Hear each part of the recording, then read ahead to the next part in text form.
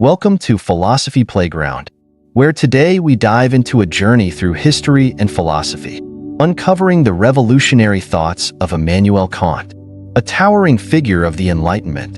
But why should you care about an 18th century philosopher in our fast-paced, modern world? Because Kant dared to ask questions that are still as relevant as ever. How do we know what's right and wrong? Should we trust authority or think for ourselves? And what does it really mean to be free? Let me take you back to a time when the world was on the brink of a great awakening, the Enlightenment.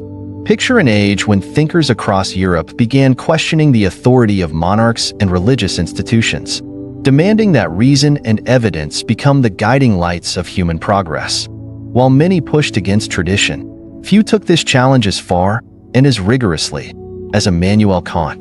Born in 1724 in the modest town of Königsberg, East Prussia, Kant would rise to redefine what it means to think freely and live morally. In this episode, we'll unravel the life and ideas of Kant, whose work sits at the crossroads of faith, reason, duty, and freedom. From his critique of religious dogma and political power to his profound ethical philosophy centered around the categorical imperative, we'll see why his influence endures. Along the way, we'll explore modern parallels, whether it's today's struggles for social justice, debates about artificial intelligence ethics, or global challenges like climate change. Buckle up, because by the end of this journey, you may find yourself questioning how you make choices and what guides your moral compass. Ready to explore Kant's world? Let's begin. The Enlightenment era, spanning the 17th and 18th centuries, was a period characterized by profound intellectual, scientific, and cultural transformation. This age emphasized reason, individualism, and skepticism toward traditional authorities, particularly religious and monarchical institutions.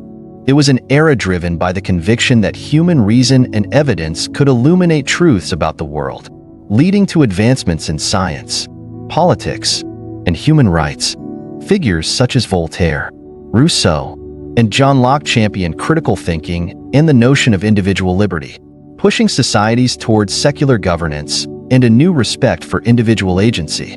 Immanuel Kant, born in 1724 in the modest town of Königsberg, East Prussia, now Kaliningrad, Russia, emerged as a monumental figure in this period.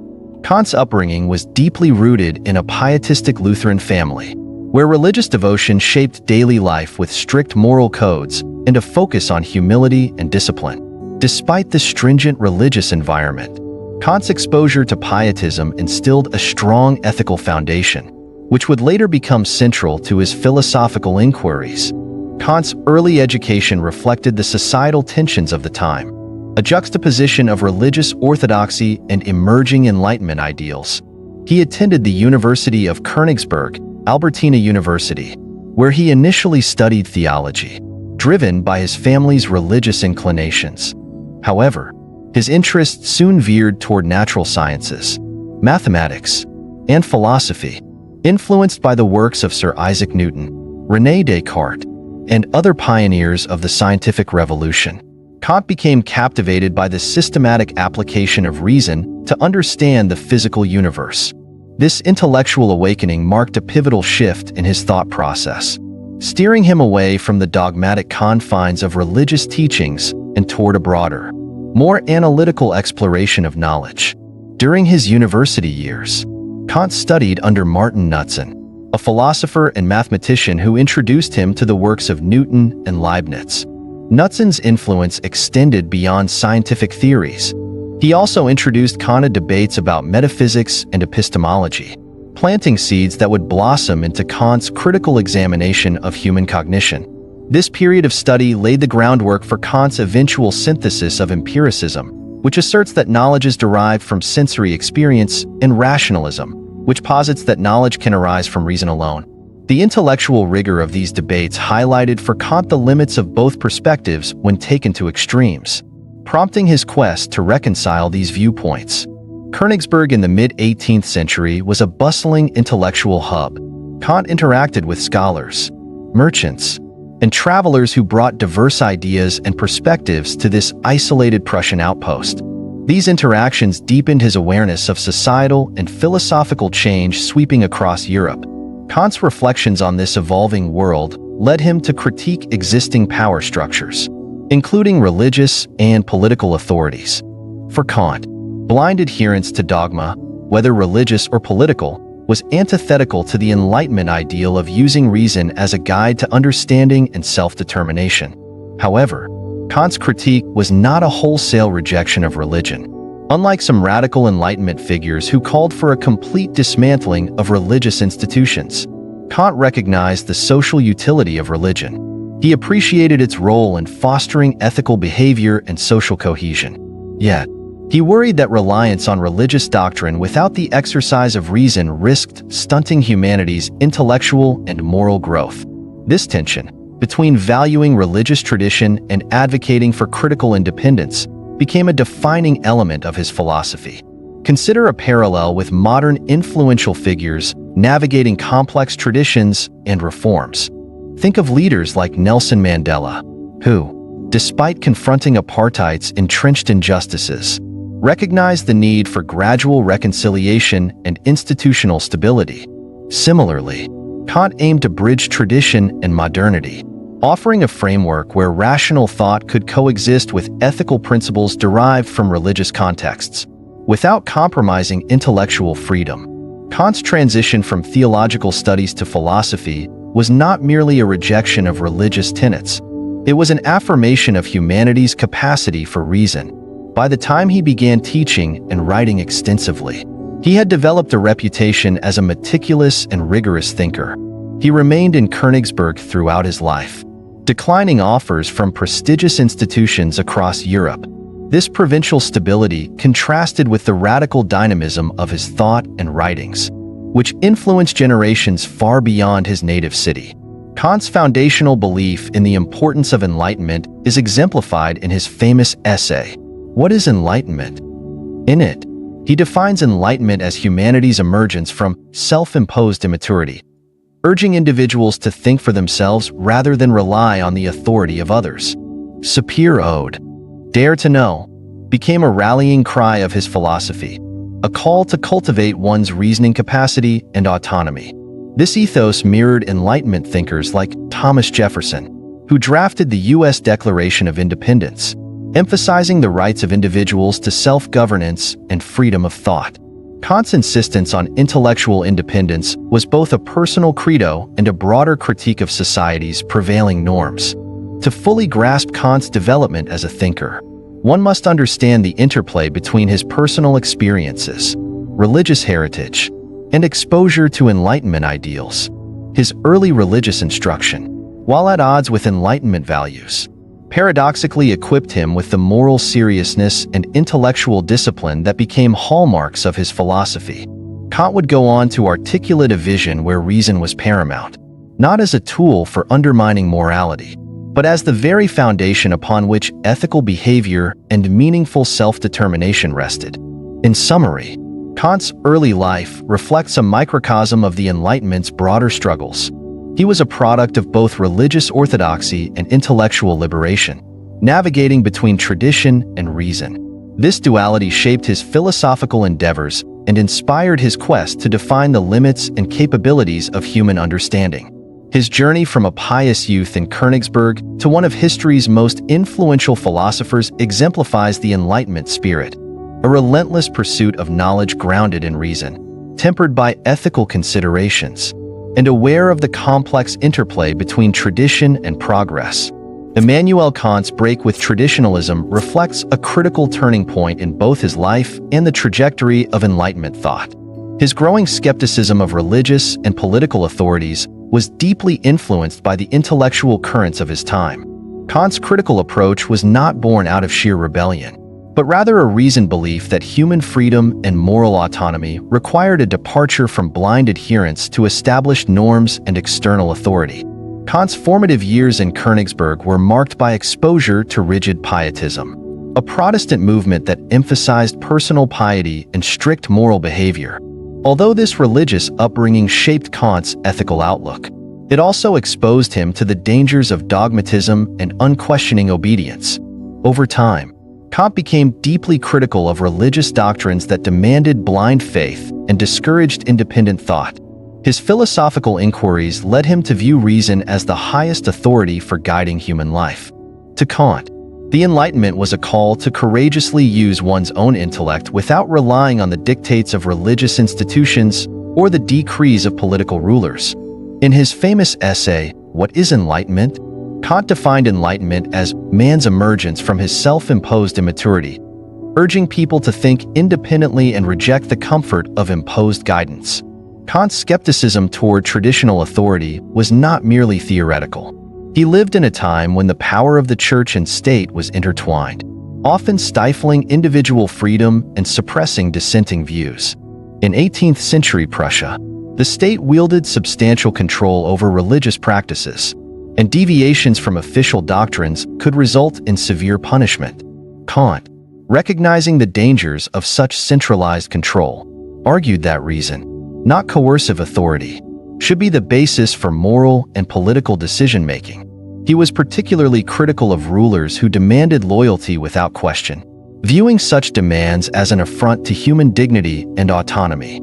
Kant's insistence on the use of reason to examine all forms of authority, religious or political, marked a radical departure from the prevailing norms of his era. Kant was not alone in his critique of traditional authority. He was part of a broader Enlightenment movement that sought to challenge the status quo. Figures like Voltaire, Jean-Jacques Rousseau, and David Hume also championed reason, skepticism, and the rights of the individual. Voltaire's scathing critiques of the Catholic Church's power and his advocacy for freedom of speech likely resonated with Kant, though Kant was less inflammatory in his approach. Rousseau's emphasis on individual freedom and social contracts may have also influenced Kant, even as he disagreed with Rousseau's more emotive, naturalistic views on human nature. The cross-pollination of ideas among these thinkers created a vibrant intellectual environment in which challenging tradition was not only encouraged but necessary for societal progress. Kant's relationship with David Hume's empiricism was particularly transformative. Hume's radical skepticism about human knowledge and causation shook the foundations of philosophy and deeply influenced Kant's thinking. Hume argued that human understanding was limited to empirical observations, and that reason alone could not prove fundamental concepts such as causality. For Kant, this was a wake-up call.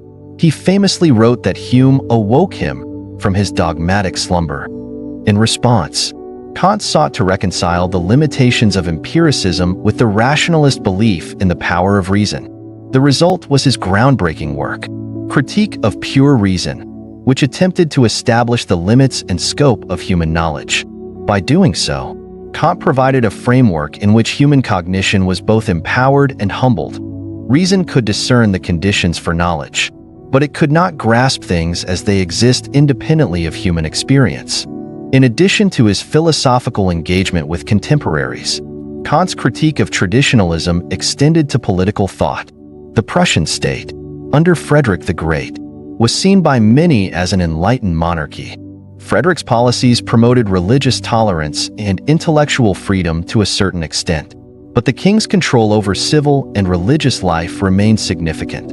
Kant was critical of even the so-called enlightened despotism, as it ultimately placed too much power in the hands of a single ruler. He believed that true enlightenment required a commitment to individual freedom and autonomy, not just well-intentioned paternalism. Kant's political philosophy emphasized the idea of perpetual peace, arguing that political arrangements must be founded on principles of equality, justice, and the mutual respect of individuals and nations.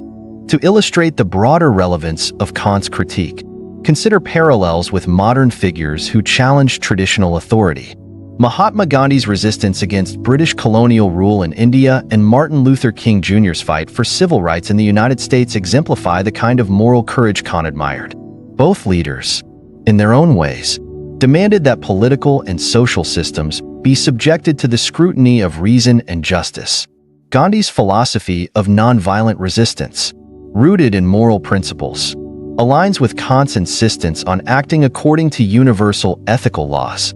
Similarly, King's appeal to the moral law resonated with Kantian ethics, emphasizing that unjust laws must be challenged through peaceful civil disobedience.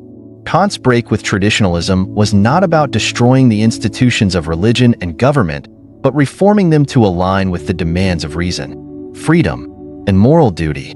He envisioned a society where individuals could think and act independently, guided by rational principles rather than the dictates of dogma or arbitrary power. This vision remains a cornerstone of modern liberal thought and underscores the enduring influence of Kant's philosophy. By challenging traditional authorities, Kant laid the groundwork for a more enlightened, self-governing society, one that continues to grapple with the balance between individual freedom and collective responsibility. Immanuel Kant's Critique of Pure Reason stands as one of the most significant works in Western philosophy, seeking to reconcile the opposing schools of empiricism and rationalism while reshaping the framework of how humans acquire knowledge. Before Kant, empiricists such as John Locke and David Hume argued that knowledge derives solely from sensory experience. In contrast, rationalists like René Descartes and Gottfried Wilhelm Leibniz maintained that reason alone, independent of experience, can lead to true knowledge. Kant's intent was to bridge this divide and propose a new way of understanding human cognition that respected the contributions of both sensory input and reason, but demonstrated their limitations and interdependence. Synthesis of empiricism and rationalism. Kant's central claim in the Critique of Pure Reason was that human understanding arises from a synthesis of sensory experience, empirical data, and innate structures of the mind, rational frameworks. He famously stated, "Thoughts without content are empty. Intuitions without concepts are blind." This meant that our sensory perceptions provide the content of knowledge, but it is our mind's innate categories and structures that organize and interpret this content into meaningful concepts. For Kant, both elements were necessary for human cognition to function effectively. To illustrate this synthesis, consider an analogy of the mind as a lens through which we perceive reality. Just as a camera lens shapes and focuses light to produce an image, our mind shapes and organizes sensory data to create coherent experiences. The raw data alone, like photons hitting a camera sensor, would be meaningless without the structures that give it form and coherence. Kant argued that the mind has built-in categories, such as space, time, causality, and substance, that act as this lens, organizing sensory data into a comprehensible framework. A priori knowledge, space, and time. Central to Kant's philosophy is the distinction between a priori knowledge and a posteriori knowledge. A priori knowledge is independent of experience and derives from the mind's intrinsic structures. For example, mathematical truths such as 2 plus 2 is equal to 4 are known a priori because their validity doesn't depend on empirical observation. In contrast, a posteriori knowledge depends on sensory experience, like observing that the sky is blue. Kant further argued that space and time are not empirical concepts derived from experience, but a priori intuitions that structure all of our perceptions. Every experience we have is situated within space and unfolds over time because our minds are predisposed to interpret reality through these dimensions.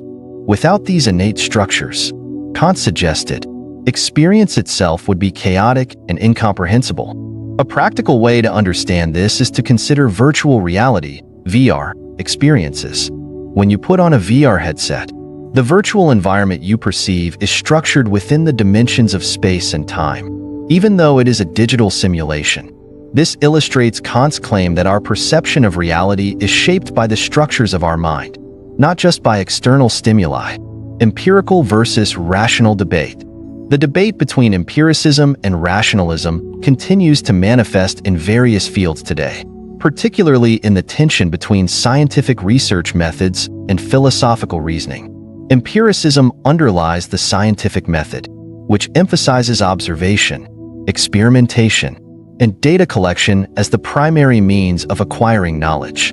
Scientists conduct experiments, gather data, and refine hypotheses based on empirical evidence. For instance, medical research often relies on controlled clinical trials to determine the efficacy of new treatments. The accumulation of data through repeated observations is what lends credibility to empirical findings. On the other hand, Rationalism emphasizes the role of reason, logic, and theoretical constructs. Philosophical reasoning often delves into questions that empirical methods alone cannot answer. Consider ethical dilemmas such as the trolley problem, where you must decide whether to pull a lever to redirect a train and save 5 lives at the expense of one. This problem cannot be solved through data collection or sensory experience. It demands reasoned moral judgments and principles. A compelling modern example of the interplay between empiricism and rationalism can be seen in debates about artificial intelligence, AI, and machine ethics. Empirical approaches involve developing and testing algorithms based on data-driven models. But determining what constitutes ethical AI behavior often requires abstract philosophical reasoning. Should an AI prioritize minimizing harm, upholding human rights, or maximizing societal benefits? Kantian ethics, grounded in rational moral laws like the categorical imperative, would argue that ethical AI must operate according to universalizable principles rather than flexible, situation-dependent rules. Kant's categories of understanding. Kant proposed that the mind has innate categories of understanding that organize and interpret sensory data. These categories include concepts such as causality, necessity, unity, and plurality. For example, when we observe a ball rolling across a table, we instinctively understand that there must be a cause, e.g., a push for the motion. This understanding is not derived solely from experience. Rather, our mind applies the category of causality to make sense of the observation. Kant's categories can be compared to software filters on a smartphone's camera. When taking a photo, the filters automatically enhance colors, add effects, or adjust lighting based on pre-programmed algorithms. Similarly, our minds apply filters, categories of understanding, to sensory data, shaping how we perceive and interpret the world. This process is not merely passive reception of data. It is an active synthesis that creates coherent experience from disparate sensory inputs. The limitations of human knowledge. Kant's synthesis of empiricism and rationalism highlighted the limitations of human knowledge. He argued that we can never truly know things in themselves, noumena, the reality that exists independently of our perceptions. We can only know phenomena, or the appearances of things as shaped by our mental categories. This distinction had profound implications for metaphysics and epistemology. It suggested that metaphysical speculation about the ultimate nature of reality is inherently limited, as our knowledge is always filtered through the lens of human cognition.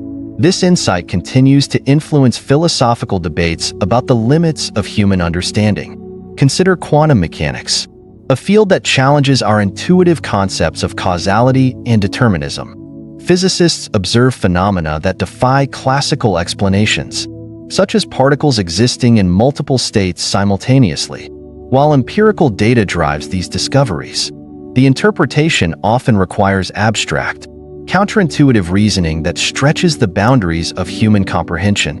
Kant's philosophy reminds us that our understanding of reality may always be constrained by the structures of our mind, even as we push the frontiers of scientific knowledge. Practical implications and modern relevance.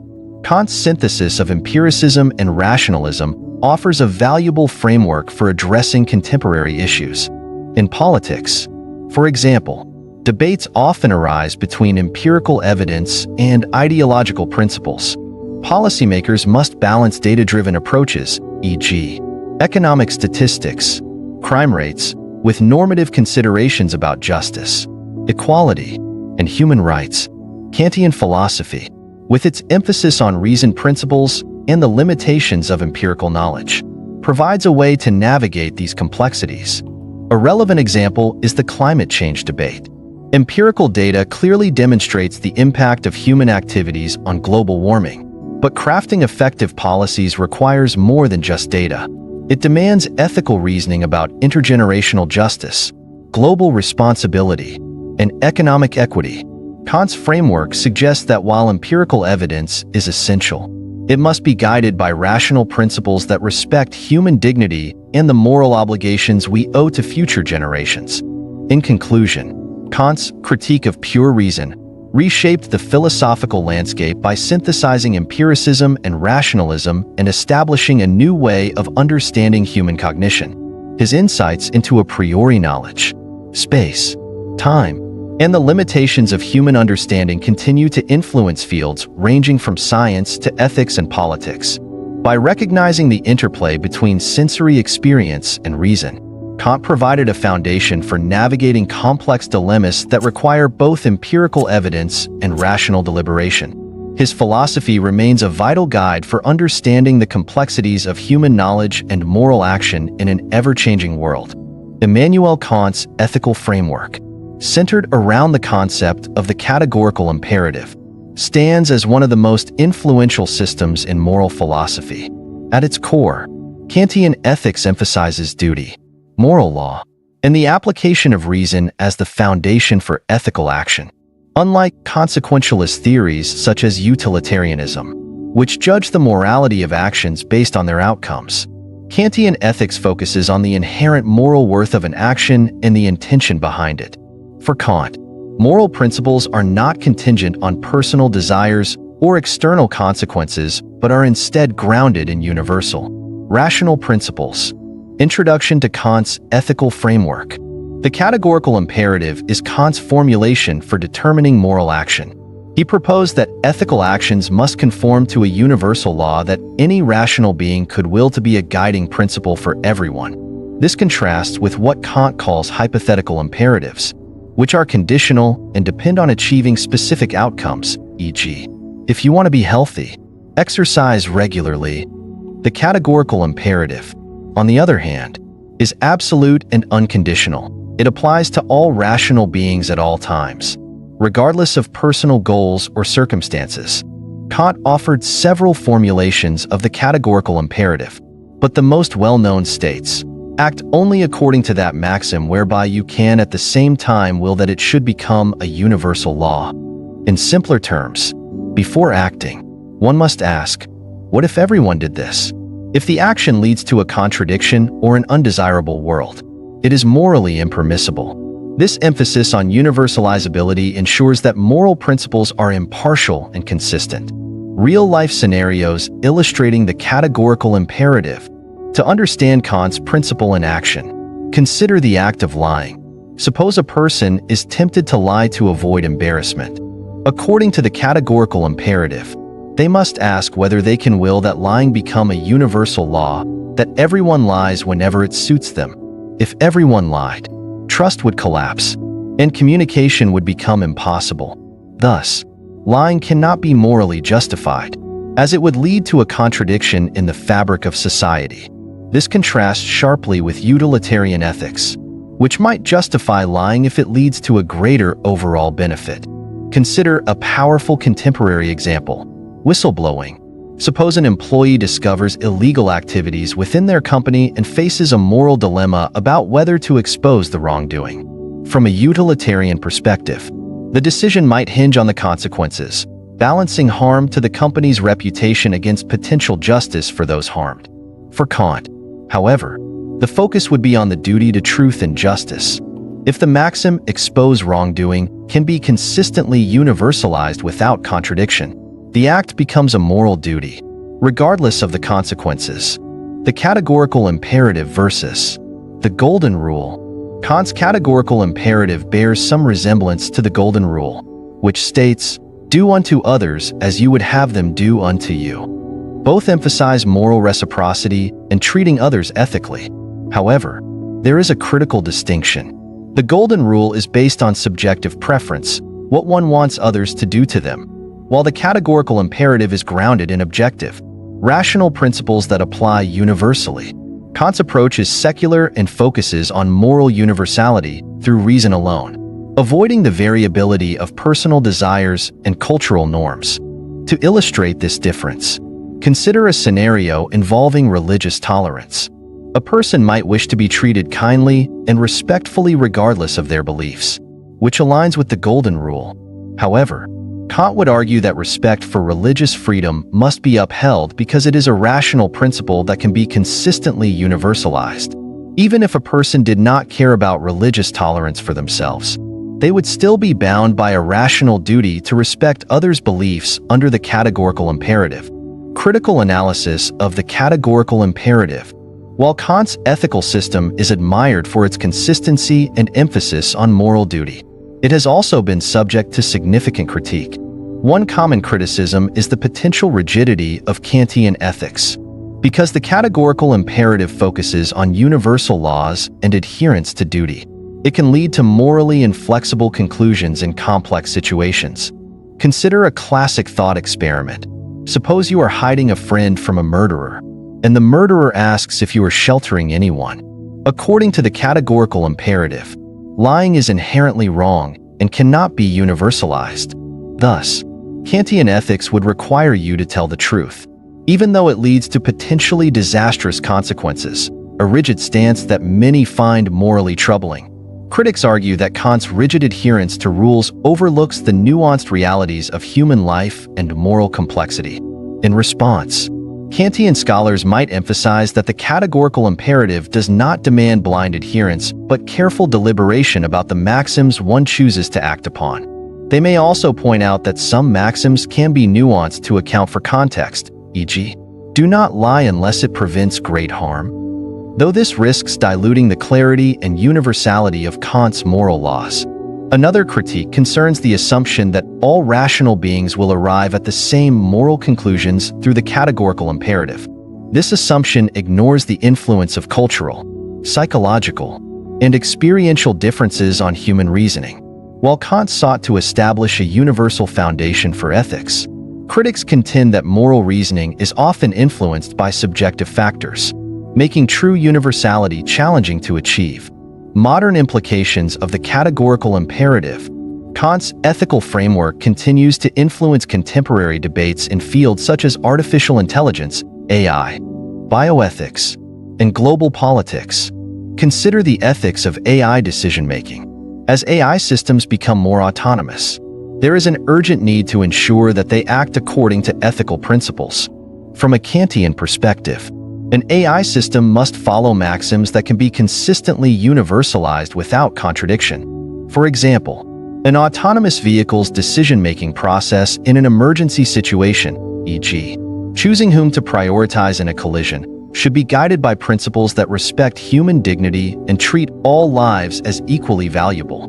This contrasts with utilitarian approaches that might prioritize maximizing overall survival, potentially leading to morally questionable outcomes. In global politics, the categorical imperative provides a framework for evaluating international actions and policies. Consider global climate change agreements. Under Kantian ethics, nations have a moral duty to adopt environmental practices that can be universalized, respecting the dignity and well-being of all people, including future generations. This stands in contrast to purely pragmatic or self-interested approaches, which may prioritize national gains over collective responsibility, personal interpretation, and reflection. Kant's emphasis on duty and universal moral laws provides a powerful counterweight to the relativism and situational ethics that often dominate modern discourse. His insistence that individuals act out of respect for moral law, rather than personal gain or emotional inclination, resonates with timeless ideals of integrity and moral consistency. In an era where ethical shortcuts and compromises are common, Kant's philosophy reminds us that morality must be grounded in principles that transcend individual circumstances.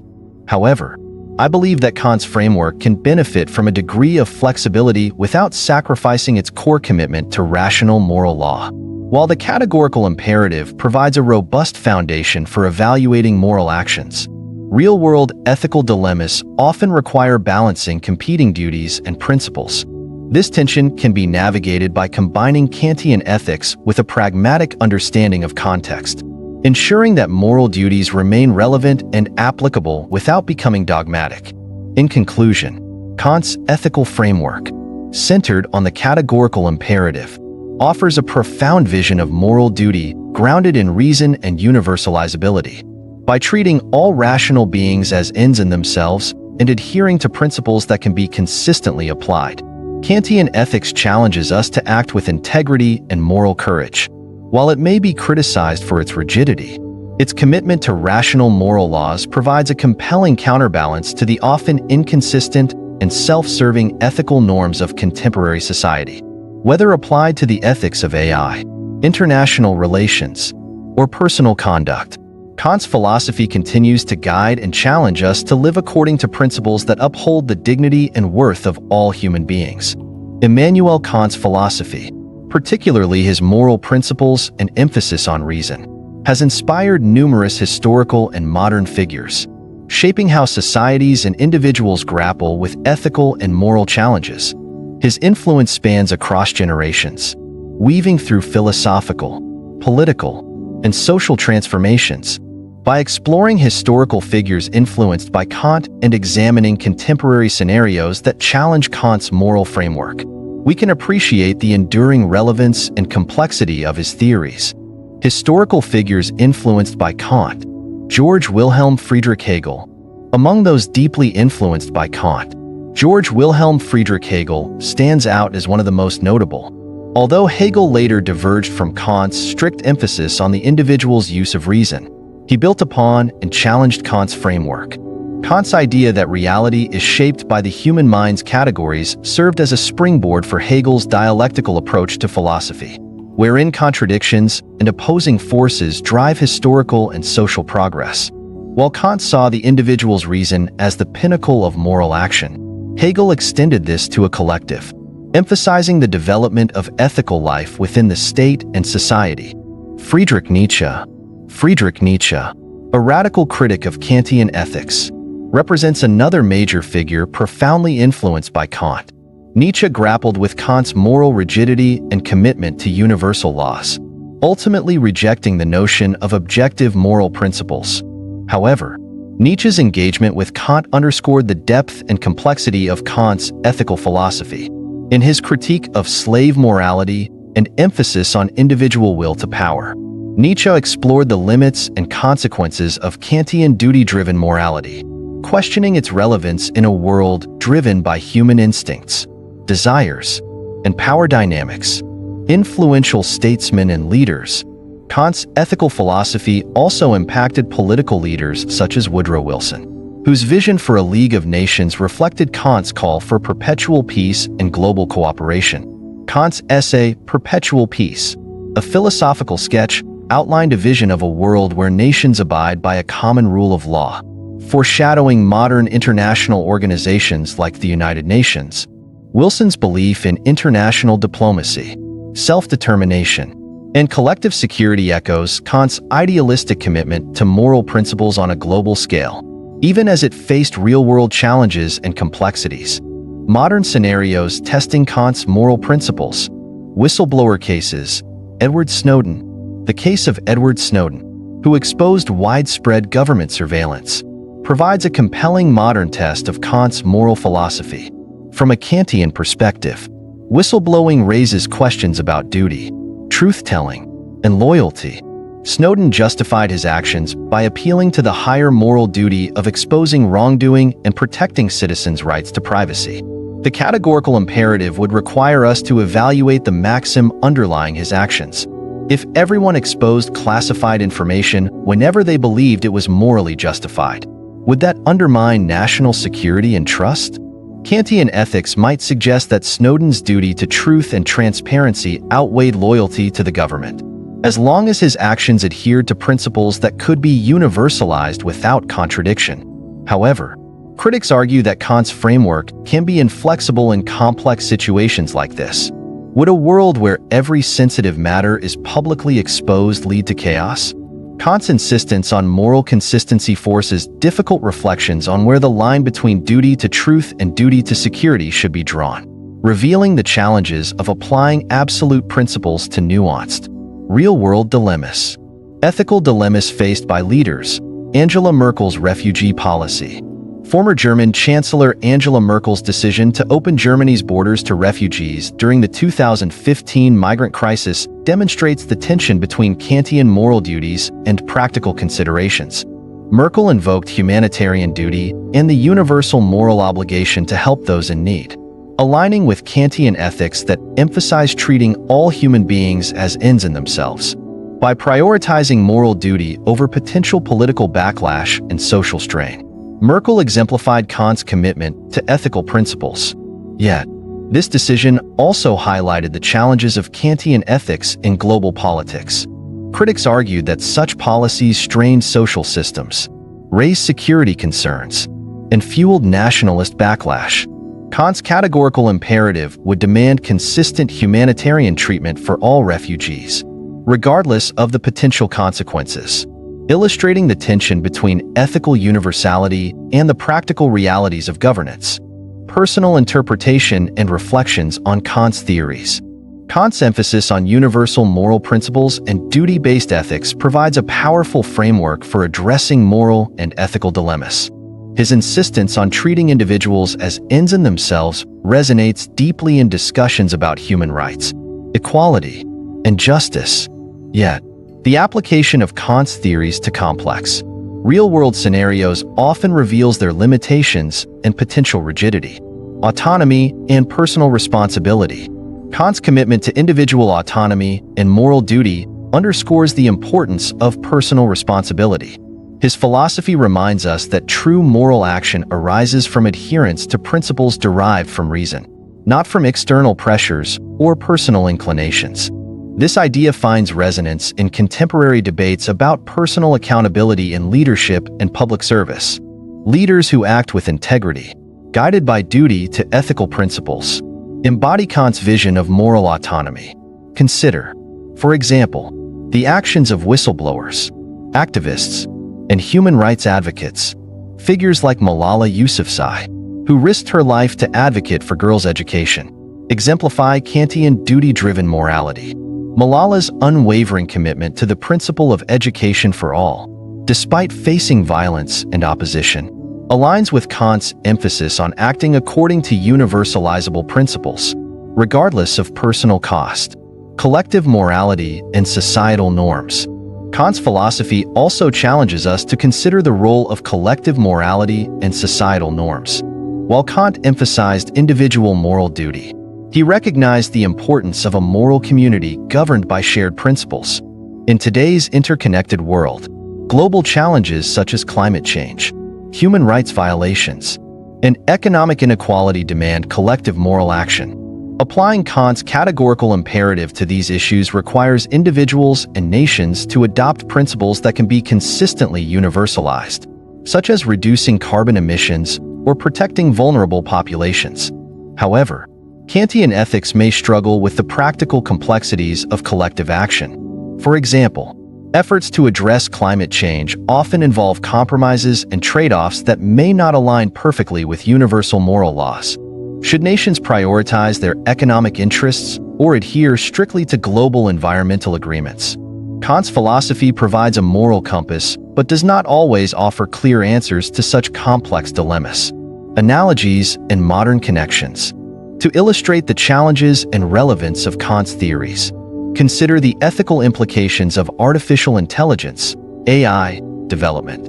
AI systems increasingly make decisions that impact human lives, raising questions about fairness, accountability, and moral responsibility. Kantian ethics would require AI systems to act according to principles that respect human dignity and can be consistently applied to all individuals. This contrasts with purely utilitarian approaches that prioritize efficiency or overall outcomes, potentially at the expense of individual rights. For example, facial recognition technology has been criticized for its potential bias and misuse. A Kantian approach would demand that such technology be developed and deployed in ways that respect individual autonomy and avoid discriminatory practices. The categorical imperative would prohibit the use of AI systems that undermine human dignity or treat individuals as mere means to an end. This ethical stance challenges developers, policymakers, and society as a whole to prioritize moral principles over expediency or profit. Collective morality and modern leadership. Kant's moral philosophy also provides valuable insights into modern leadership and governance. Leaders who prioritize ethical principles, even in the face of political pressure or personal sacrifice, embody Kant's vision of moral duty. Consider Nelson Mandela's leadership during South Africa's transition from apartheid. Mandela's commitment to reconciliation and justice, even toward those who oppressed him, reflects Kantian principles of treating every human being as an end in themselves and adhering to universal moral laws. By choosing to lead with compassion and moral consistency, Mandela demonstrated the transformative power of Kantian ethics in shaping a more just and humane society. However, Kant's insistence on universal moral principles can be difficult to reconcile with the realities of political compromise and pragmatic decision-making. Leaders often face situations where competing moral duties and practical considerations collide. For instance, during the COVID-19 pandemic, government leaders had to balance public health measures with individual freedoms and economic stability. Kantian ethics demands adherence to principles that respect human dignity and prioritize the protection of life. But it may not provide clear guidance on navigating the complexities of public policy in a crisis.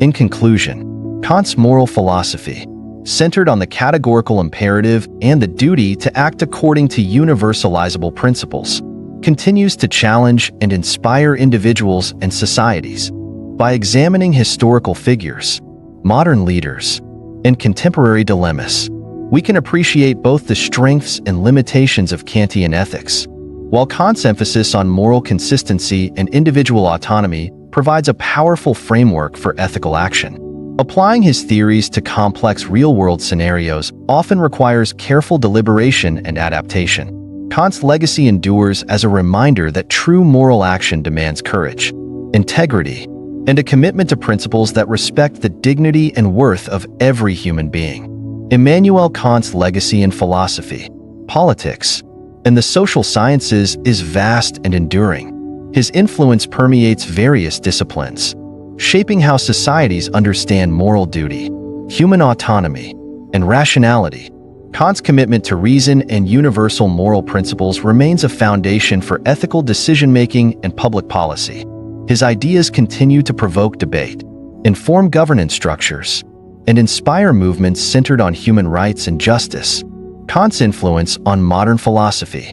Kant's work redefined the boundaries of philosophy by offering a rigorous framework for understanding knowledge, morality, and human cognition. Before Kant, philosophical thought was polarized between empiricism, which emphasized sensory experience as the sole source of knowledge, and rationalism, which posited that reason alone could lead to truth. Kant's synthesis, as presented in his Critique of Pure Reason, argued that human knowledge arises from the interplay between sensory data and innate structures of the mind. This Copernican revolution in philosophy established a middle ground that has influenced subsequent philosophical developments. Kant's emphasis on reason and moral duty also laid the groundwork for deontological ethics, which focuses on adherence to moral laws rather than the consequences of actions. His categorical imperative, which demands that one act only according to maxims that can be consistently universalized, remains a touchstone for ethical theory. Kant's influence is evident in the works of later philosophers such as Georg Wilhelm Friedrich Hegel, who expanded on Kant's ideas about reason and history, and John Rawls, whose theory of justice as fairness draws heavily on Kantian principles of equality and respect for individuals as ends in themselves. Kantian ethics in contemporary debates. Utilitarianism versus Kantian ethics in governance. Kant's deontological ethics often stands in contrast to utilitarianism, a consequentialist ethical theory that evaluates actions based on their outcomes. This tension is evident in contemporary debates about governance, where leaders must balance ethical principles with pragmatic considerations.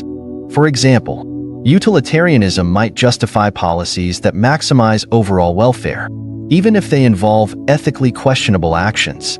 Kantian ethics, on the other hand, emphasizes adherence to moral principles regardless of the consequences.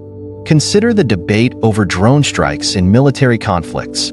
Utilitarian approaches may argue that drone strikes are justified if they minimize casualties overall, even if they involve collateral damage. A Kantian approach, however, would focus on the morality of targeting individuals without due process and the potential violation of human dignity. Kantian ethics demands that every human being be treated as an end in themselves, not as a means to an end. posing a moral challenge to policies that prioritize efficiency over ethical principles. This tension is also evident in debates over healthcare policy. A utilitarian perspective might advocate for cost-benefit analyses that prioritize treatments based on overall outcomes, potentially marginalizing those with rare or costly conditions. Kantian ethics, by contrast, insists on the equal moral worth of every individual, suggesting that healthcare policies must respect the dignity and needs of each person, regardless of cost or efficiency. Human rights and justice. Kant's emphasis on moral duty and universal human rights has profoundly influenced the development of modern human rights frameworks. The Universal Declaration of Human Rights, adopted by the United Nations in 1948, reflects Kantian principles of dignity, equality, and the intrinsic worth of every human being. Kant's idea that all rational beings deserve respect and moral consideration underpins contemporary movements for social justice and equality. Consider the struggle for racial and gender equality. Kantian ethics demands that individuals be treated not according to arbitrary characteristics like race, gender, or nationality, but as rational agents deserving of respect and autonomy. This principle has inspired leaders such as Martin Luther King Jr., who invoked universal moral laws in his fight for civil rights, emphasizing that racial discrimination is a violation of fundamental ethical principles. Similarly, Kant's emphasis on duty and moral obligation informs contemporary debates about immigration and refugee policies. Governments face moral dilemmas about balancing national security and humanitarian duty. Kantian ethics insists that refugees and immigrants be treated with dignity and respect, as every human being is entitled to moral consideration. This moral obligation often stands in tension with nationalistic policies that prioritize self-interest over universal moral duties. Reason and collective identity. Kant's philosophy emphasizes the role of reason in shaping personal and collective identities. For Kant, reason is not merely a tool for individual decision-making but a foundation for ethical community life. His concept of the kingdom of ends envisions a moral community where individuals act according to principles that respect the autonomy and dignity of others, creating a society governed by mutual respect and moral law. In modern democracies, Kant's emphasis on reason and autonomy underpins the values of freedom, equality, and participatory governance. The idea that citizens must use their reason to make informed decisions and hold their leaders accountable is central to democratic systems. Kant's philosophy encourages active engagement and moral responsibility, challenging individuals to think critically about laws, policies, and social norms. Freedom of expression and public discourse. Kant's commitment to reason also informs contemporary debates about freedom of expression and public discourse. In his essay, What is Enlightenment?, Kant argued that the public use of reason is essential for social progress and moral development. This idea supports the notion that free speech and open debate are necessary for a flourishing society. However, Kantian ethics also demands that freedom of expression be exercised with respect for others' dignity. Hate speech and incitement to violence, which undermine the dignity and autonomy of individuals, would be inconsistent with Kant's moral framework. Ethical leadership and moral integrity. Kant's philosophy places a high premium on ethical leadership and moral integrity. Leaders who act out of duty, guided by moral principles rather than self-interest or expediency, embody Kantian ideals. Consider Nelson Mandela's leadership during South Africa's transition from apartheid. Mandela's commitment to reconciliation, justice, and the moral dignity of every South African, regardless of race, reflects Kantian principles of treating individuals as ends in themselves. In contrast, leaders who prioritize power, personal gain, or the manipulation of public opinion violate Kant's ethical framework. Kant's insistence on acting according to universal moral laws serves as a moral check on leaders and institutions, demanding accountability and ethical consistency. Reason and autonomy in personal life. Kant's emphasis on reason and autonomy extends beyond politics and governance to personal life and individual identity. His philosophy challenges individuals to act according to rational principles, making moral choices that respect their own dignity and that of others. This idea is particularly relevant in today's consumer-driven society, where individuals are often treated as means to economic ends.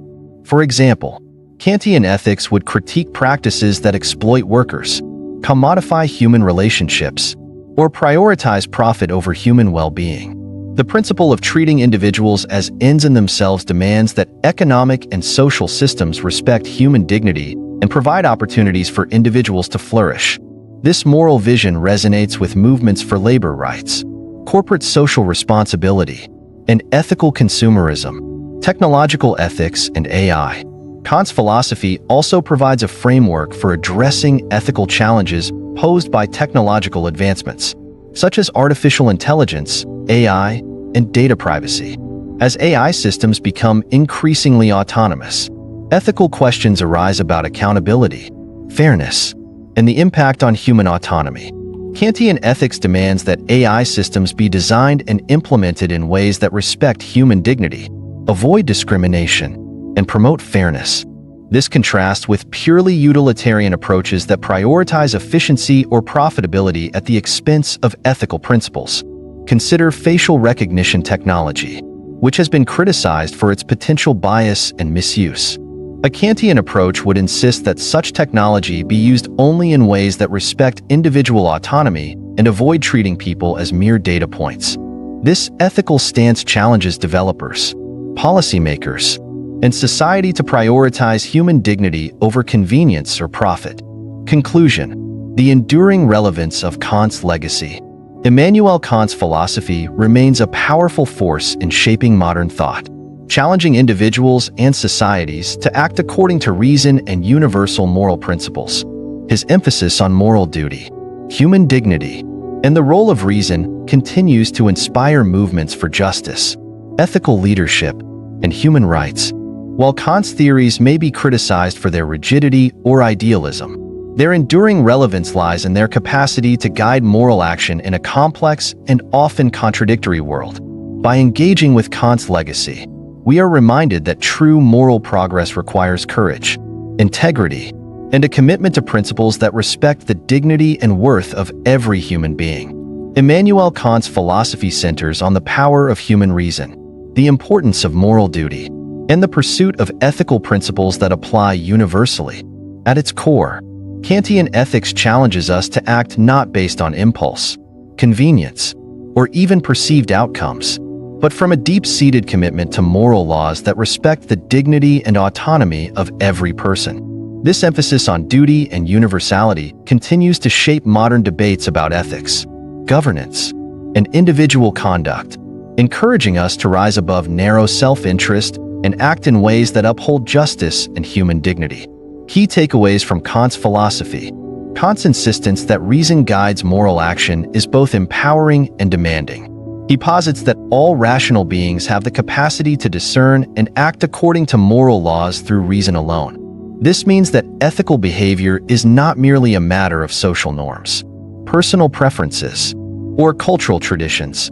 It is rooted in principles that are universally valid and accessible to all. The categorical imperative, a central tenet of his philosophy, requires us to evaluate our actions by asking whether the maxims we follow could become universal laws. This approach demands consistency, integrity, and respect for the intrinsic worth of every individual. One of the key lessons from Kant's philosophy is the idea that true moral action must come from duty, not from external pressures or self-serving motivations. To act morally, according to Kant, is to act from respect for moral law, even when it is inconvenient or costly. This emphasis on duty has profound implications for personal and collective behavior. It challenges us to reflect on the principles that guide our choices and to prioritize ethical considerations over expediency or short-term gain. Kant's belief that individuals should be treated as ends in themselves, never as mere means to an end, forms the basis for modern human rights and ethical frameworks. This principle underscores the inherent dignity of every person and the moral responsibility we have to respect and protect it. In a world where people are often reduced to statistics, commodities, or tools for achieving political or economic goals, Kant's message is a powerful reminder of our shared humanity and moral obligations. Personal insights and reflections. Reflecting on Kant's philosophy, I am struck by its relevance and challenges in today's complex world. We live in an era where ethical dilemmas often arise in shades of gray, where competing interests and values make it difficult to find clear-cut answers. Kant's insistence on adhering to universal moral laws can seem rigid and even impractical in such contexts. However, it also offers a moral compass that cuts through ambiguity and reminds us that some principles, such as honesty, justice, and respect for human dignity, must remain non-negotiable. In my view, one of the most powerful aspects of Kant's philosophy is its call to moral courage. To act according to duty often requires standing up against powerful forces, challenging societal norms, or making personal sacrifices.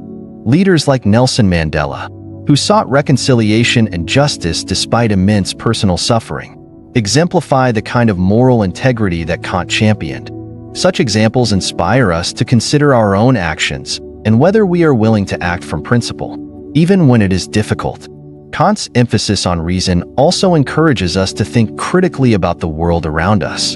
In an age of misinformation, polarization, and rapid technological change, the ability to reason independently and ethically is more important than ever. We must question the motives behind policies, the fairness of social systems, and our own biases and assumptions. Kant's philosophy challenges us to move beyond passive acceptance and engage in thoughtful, reasoned dialogue about what it means to live ethically in a diverse and interconnected world. A call to action. As we reflect on Kant's legacy, we must ask ourselves, are we living according to principles that respect the dignity of others? Do we treat people as ends in themselves? Or do we reduce them to mere means for achieving our own goals? Kant's philosophy calls us to examine our motivations and actions, to strive for moral consistency, and to act with integrity even when no one is watching.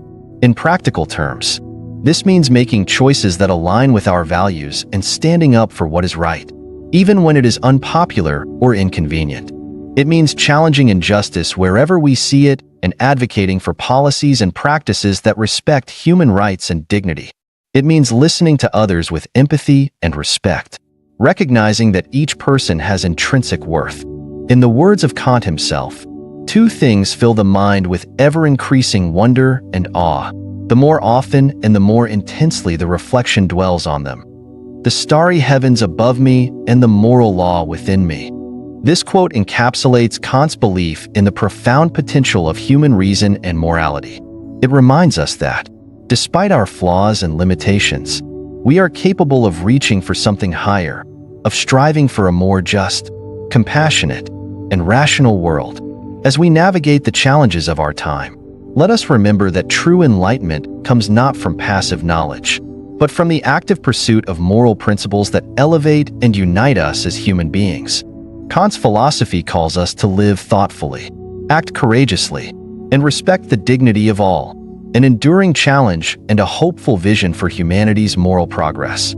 As we wrap up our deep dive into the life and legacy of Immanuel Kant, what stands out most is the radical challenge he posed to us all: dare to think for yourself, but always with a sense of duty to others. His philosophy, grounded in reason and universal moral laws, pushes us beyond self-interest and fleeting desires.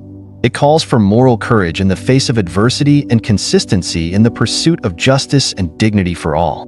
Kant's ideas remind us that ethical living isn't easy. It demands careful reflection and an unwavering commitment to principles. Think of leaders like Nelson Mandela or figures like Malala Yousafzai. Their actions, grounded in a sense of duty and moral conviction, exemplify what Kant believed: that real change comes from individuals who act from respect for moral law, not personal gain. But here's the question we must grapple with. In a world that often prizes convenience over integrity, do we have the strength to live according to Kant's principles? Will we treat others as ends in themselves, with dignity and respect, or reduce them to mere means for achieving our goals? The call to moral duty may sound idealistic, even impractical in the real world, but perhaps that's precisely why it's so powerful. Kant challenges us not to settle for what's easy, but to strive for what's right, always guided by reason and respect for others. As you go about your day, I invite you to reflect on Kant's words. Two things fill the mind with ever-increasing wonder and awe, the more often and the more intensely the reflection dwells on them. The starry heavens above me and the moral law within me. Think about your choices, your beliefs, and your actions. Are they aligned with the kind of world you want to see? A world that respects every individual's dignity and autonomy? Thank you for joining us on this philosophical journey at Philosophy Playground. Don't forget to like, subscribe, and share if you found this discussion enlightening. We'd love to hear your thoughts. How do you apply Kant's philosophy in your own life? Drop us a comment below. Until next time, let's keep striving for a world guided by reason, compassion, and unwavering moral principles. Have you ever wondered what it truly means to live a life of integrity, purpose, and deep respect for yourself and others? In a world where instant gratification often takes precedence and moral boundaries can become blurred, the teachings of Immanuel Kant offer a profound and timeless guide. Born in 1724 in Königsberg, Prussia, Kant was a philosopher who revolutionized the way we understand knowledge, ethics, and human dignity. His ideas continue to shape modern thought, inspiring leaders, movements, and individual lives across centuries. In this video, we'll dive into 10 powerful life lessons drawn from Kant's philosophy, lessons that not only challenge our way of thinking but also guide us toward building a more compassionate and just society. From treating every individual with the respect they inherently deserve, to acting from a sense of duty and striving for true freedom, Kant's teachings offer practical insights for navigating the complexities of our daily lives. We'll explore how these ideas resonate today through real-world examples and stories of courage, integrity, and moral clarity. So, if you've ever sought a deeper understanding of what it means to live a meaningful life, stick around. This journey into Kant's philosophy will challenge, inspire, and perhaps transform the way you view yourself and the world around you. Immanuel Kant, born in 1724 in Königsberg, Prussia, was a central figure in the Enlightenment era and remains one of the most influential philosophers in Western history. Kant's philosophical contributions fundamentally shaped how we understand knowledge, morality, and human dignity.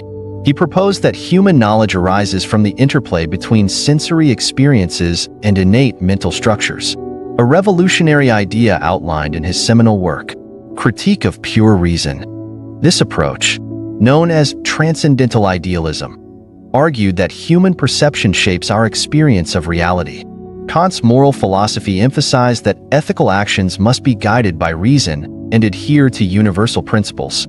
Encapsulated in his concept of the categorical imperative, he believed in treating every individual as an end in themselves, underscoring human dignity and autonomy. His work laid the foundation for modern human rights and ethical thinking, influencing movements and leaders committed to justice, equality, and freedom. Kant's impact extends beyond philosophy to political theory, aesthetics, and human rights, making his ideas deeply relevant in shaping contemporary moral and social norms. 10 life lessons from Kant. Number 1. Do not treat others merely as means. Kant's moral philosophy emphasizes that we must treat individuals as ends in themselves, never merely as means to our own ends. This principle reflects the belief that every human being possesses inherent dignity and moral worth, independent of their utility to others. Kant argued that using people solely for personal gain, without regard for their autonomy and humanity, violates this essential respect for human dignity. In today's world, this principle remains critical, especially in the context of modern social interactions. Consider how relationships, both personal and professional, flourish when rooted in mutual respect. When we engage with others authentically and acknowledge their intrinsic worth, we create environments built on trust, collaboration, and empathy. On the flip side, exploiting or disregarding others for personal benefit leads to broken trust, resentment, and conflict. For example, imagine a workplace scenario where a manager pushes employees relentlessly for productivity, treating them as mere tools to achieve business goals. This attitude can foster resentment, disengagement, and even burnout. However, a shift to treating employees as valued individuals, providing recognition, support, and opportunities for growth can lead to a significant change. When leaders invest in their team members' well-being and treat them as ends, employees often respond with greater loyalty, creativity, and effort, benefiting everyone involved. Kant's philosophy, therefore, is not a mere ethical abstraction. It's a practical guide for nurturing meaningful, respectful interactions. By recognizing and honoring the humanity in those we engage with, we help build a more compassionate, just, and cooperative society. Number 2. Fight for freedom. Kant viewed freedom as the cornerstone of human dignity and moral action. For him, freedom wasn't about doing whatever one desires. It was about acting in accordance with rational moral laws that respect the autonomy and rights of all individuals. True freedom, according to Kant, requires that we use reason to guide our actions, ensuring they are just and ethical. This moral obligation to protect freedom extends beyond ourselves. It calls us to fight for the freedom and rights of others. In today's world, the fight for freedom takes many forms, from struggles for gender equality to battles for racial justice and LGBTQ+ rights. These movements echo Kant's belief that freedom must be safeguarded for everyone, without discrimination. When people's basic freedoms are suppressed, whether by oppressive laws or societal norms, our collective moral duty is to stand up, speak out, and push for change. Consider the historical fight for women's suffrage as a powerful example. Women around the globe campaigned for the right to vote, facing ridicule, imprisonment, and even violence. Leaders like Susan B. Anthony in the United States fought tirelessly because they believed in the intrinsic worth and autonomy of women, a direct reflection of Kantian values. Their perseverance led to sweeping changes, securing basic rights and paving the way for broader societal shifts toward gender equality. Kant's emphasis on freedom as a moral imperative challenges us not to turn a blind eye to injustice. By fighting for the freedom of others, we elevate human dignity and work toward a more just and equitable world, ensuring everyone has the opportunity to thrive, make their own choices, and live with respect. Number 3. Respect animals. Kant's view on animals was rooted in his broader ethical framework, emphasizing the moral duties humans owe one another. While Kant initially argued that animals lack rationality and, therefore, moral rights, his later thoughts suggested that cruelty toward animals could erode our moral character, making us more likely to mistreat humans. This evolving stance hints at a deeper moral obligation to treat conscious beings with compassion and respect, even if it stems from the indirect impact on human behavior. Today, this principle resonates strongly with modern concerns for animal welfare. Society's growing awareness of animal suffering, coupled with scientific evidence that many animals possess significant levels of consciousness and emotion, underscores the ethical need to treat animals humanely. From reducing animal testing and improving conditions for farm animals to protecting endangered species, the fight for animal rights has gained momentum, often driven by a Kantian-like commitment to respecting all conscious life. Consider the work of Jane Goodall, renowned primatologist and conservationist. Goodall's advocacy for chimpanzees revolutionized how the world views animal welfare and rights. Through her research and activism, she showed that these intelligent creatures deserve compassion and protection, not just for their own sake, but because it elevates human morality. Her tireless efforts remind us that respecting animals aligns with Kant's broader moral vision, where treating others, human or non-human, with dignity and care strengthens the moral fabric of society. This perspective challenges us to reflect on our own behavior, pushing for ethical practices that honor both animals' inherent worth and our shared humanity. Number 4. Act from duty. Kant believed that true moral worth comes from acting out of a sense of duty, not simply from emotions or personal desires. For him, moral actions are guided by principles that apply universally, not by the pursuit of personal gain or emotional impulses. An action has moral value only when it's performed because it is the right thing to do, according to a rational understanding of duty, not because it feels good or yields favorable results. This distinction often puts duty in direct conflict with our emotions. We naturally gravitate toward actions that make us feel good or are easier to justify emotionally. However, Kant argued that when faced with moral decisions, it's our commitment to duty that ensures we act ethically, even when it's challenging or goes against our immediate feelings. In essence, true morality requires us to rise above personal inclinations. Consider a scenario where a manager must fairly discipline a close friend for a workplace violation. Emotionally, the manager may want to shield their friend from repercussions, sparing them embarrassment and hardship. But acting from duty demands that the manager treats everyone equally, upholding workplace rules and ethical standards. By adhering to this duty, even at the cost of personal strain, they demonstrate true moral integrity. In the end, their fairness may foster greater respect and trust within the team, showing that moral strength often yields positive, if sometimes difficult, outcomes. Kant's insistence on duty-based morality challenges us to make tough decisions, setting aside personal feelings to do what is objectively right.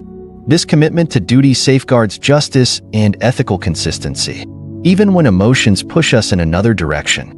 It's a powerful reminder that living ethically often means choosing the hard path for the greater moral good. Number 5. Have your own moral law. Kant stressed the importance of having your own moral law, a personal ethical compass guided by reason and respect for others. According to him, true morality doesn't come from blindly following external rules or societal expectations. It must originate within us, shaped by rational principles that we can universalize. This means evaluating our actions through the lens of whether they could serve as a rule for everyone, balancing what society expects with our internal sense of what's right. Balancing societal norms with personal morality isn't always easy. Society often imposes expectations or traditions that might clash with our individual ethical beliefs. Kant's philosophy encourages us to think critically about whether those norms truly reflect moral values or simply conform to convenience, prejudice, or unexamined tradition. When we ground our decisions in a thoughtful, rational moral law, we gain the courage to stand firm, even when it's unpopular. Consider the story of Rosa Parks, a pivotal figure in the American civil rights movement. When Parks refused to give up her bus seat to a white passenger in 1955, she defied deeply entrenched societal norms and laws of segregation. Her internal moral compass told her that discrimination was inherently wrong, regardless of what the law dictated at the time. Parks' courageous act of defiance helped ignite a movement that challenged injustice and changed history, exemplifying Kant's belief that moral integrity starts with an individual's commitment to doing what is right. Kant's call to develop our own moral law challenges us to act ethically, even when it means going against the grain. It demands that we critically assess what society asks of us, holding fast to our internal principles to create a more just and compassionate world. Number 6. Never lie. Kant's moral philosophy holds a strict stance on truthfulness, rooted in his categorical imperative, which demands that one must act according to principles that can be universalized. In this framework, lying is never permissible, as it violates the principle of treating others with respect and dignity. When we lie, we deny others the ability to make informed decisions, manipulating them and treating them merely as means to our own ends. For Kant, honesty isn't situational. It is a moral duty that must be upheld regardless of the circumstances. The tension between truth and practical consequences often presents difficult moral dilemmas. There are moments when telling the truth seems harsh or even dangerous. Yet, Kant argued that once we allow exceptions, we compromise the integrity of truth as a moral principle, opening the door for deception and mistrust to spread. Truth, even when uncomfortable, maintains our integrity and respect for others. Consider a crisis scenario where a company leader discovers a harmful defect in a widely sold product.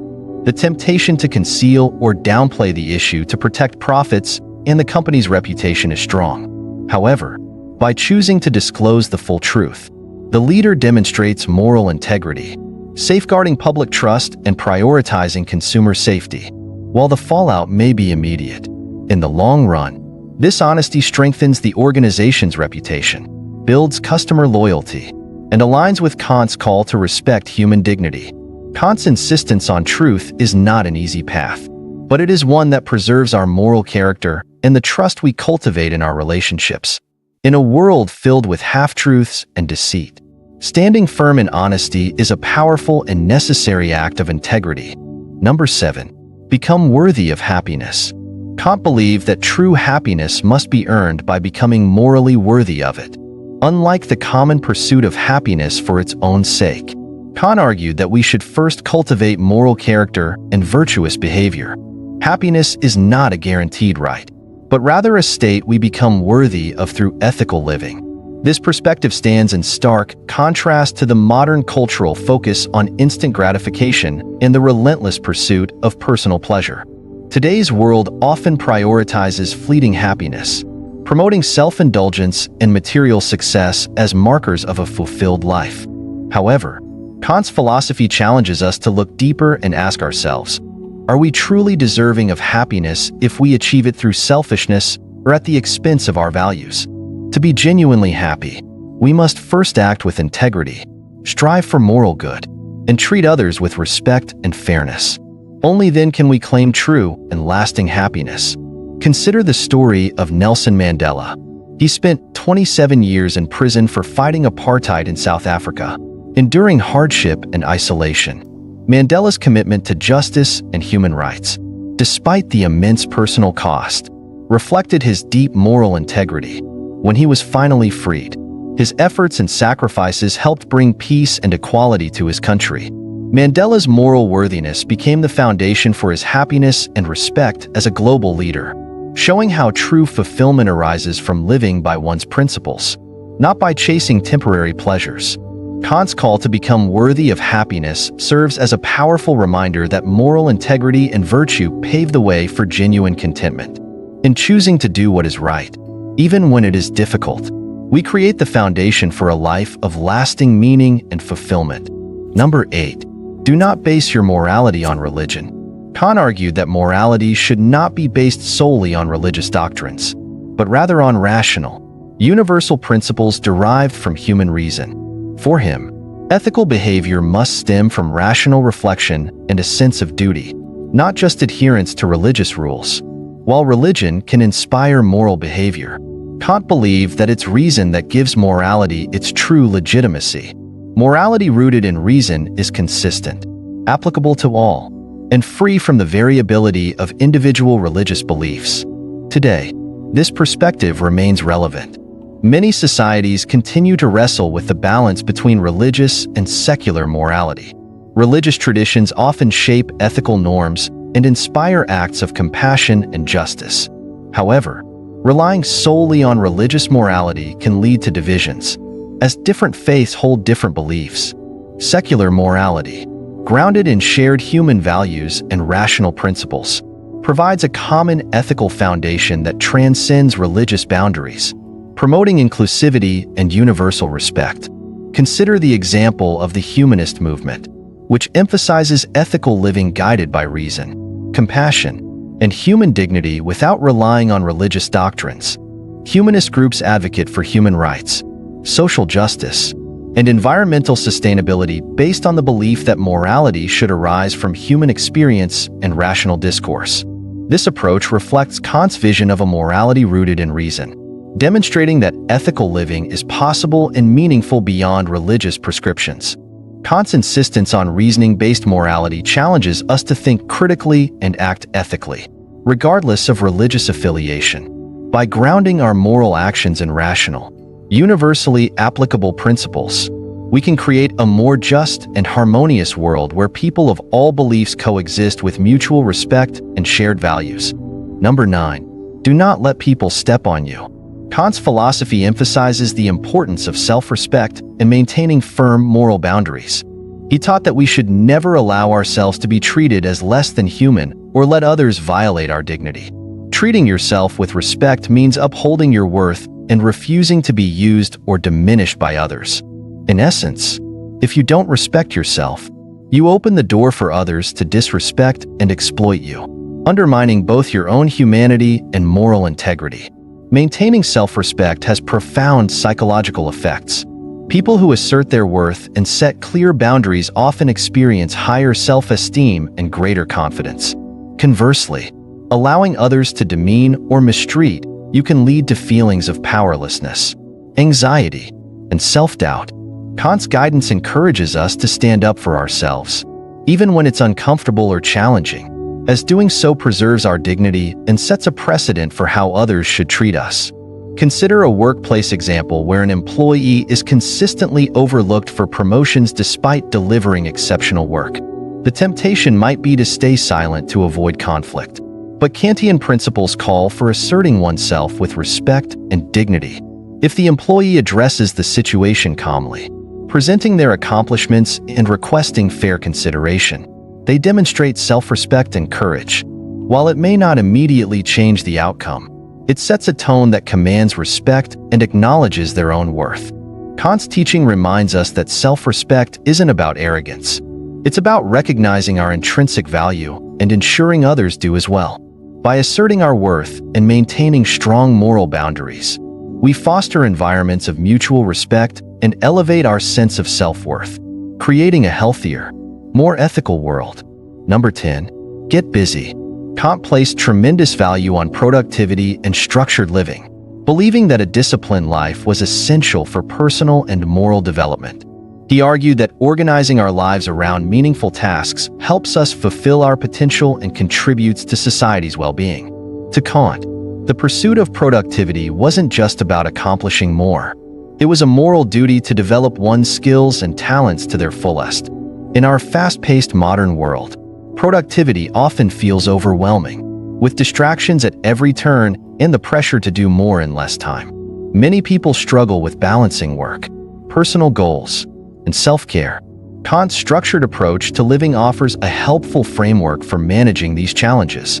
He famously adhered to a rigid daily schedule, waking up at the same hour, working with focused intent, and even taking daily walks at a precise time. His routine was about more than just efficiency. It reflected a commitment to discipline and maximizing his impact on the world.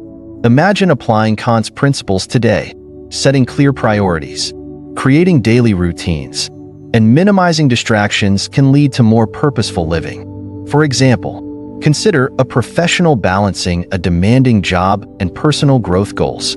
By creating a structured schedule, setting aside blocks of time for focused work, self-improvement, and rest, they can achieve greater productivity without sacrificing their well-being. Kant's emphasis on getting busy and staying organized reminds us that disciplined living isn't about rigidly controlling every moment. It's about making conscious choices that reflect our values and aspirations, allowing us to contribute meaningfully to ourselves and the world around us. By cultivating this focus and structure, we can lead more fulfilling, impactful lives. Immanuel Kant's philosophy offers a powerful guide for leading a moral, fulfilling life. His teachings emphasize respect for humanity, urging us to treat every individual as an end in themselves, never as a means to an end. This core principle reminds us of the intrinsic value every human being holds and challenges us to foster interactions built on dignity and respect. In a world where transactional relationships are common, Kant's focus on genuine human connection remains profoundly relevant. When we respect others' autonomy and freedom, we contribute to a more compassionate and just society. Another vital takeaway from Kant's work is the pursuit of freedom, but not in a self-indulgent sense.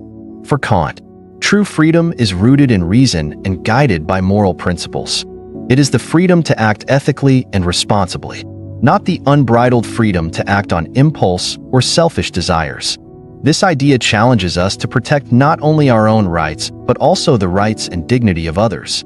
In contemporary struggles for equality, human rights, and social justice, Kant's emphasis on universal freedom provides a moral compass that demands our active participation in creating a fairer world.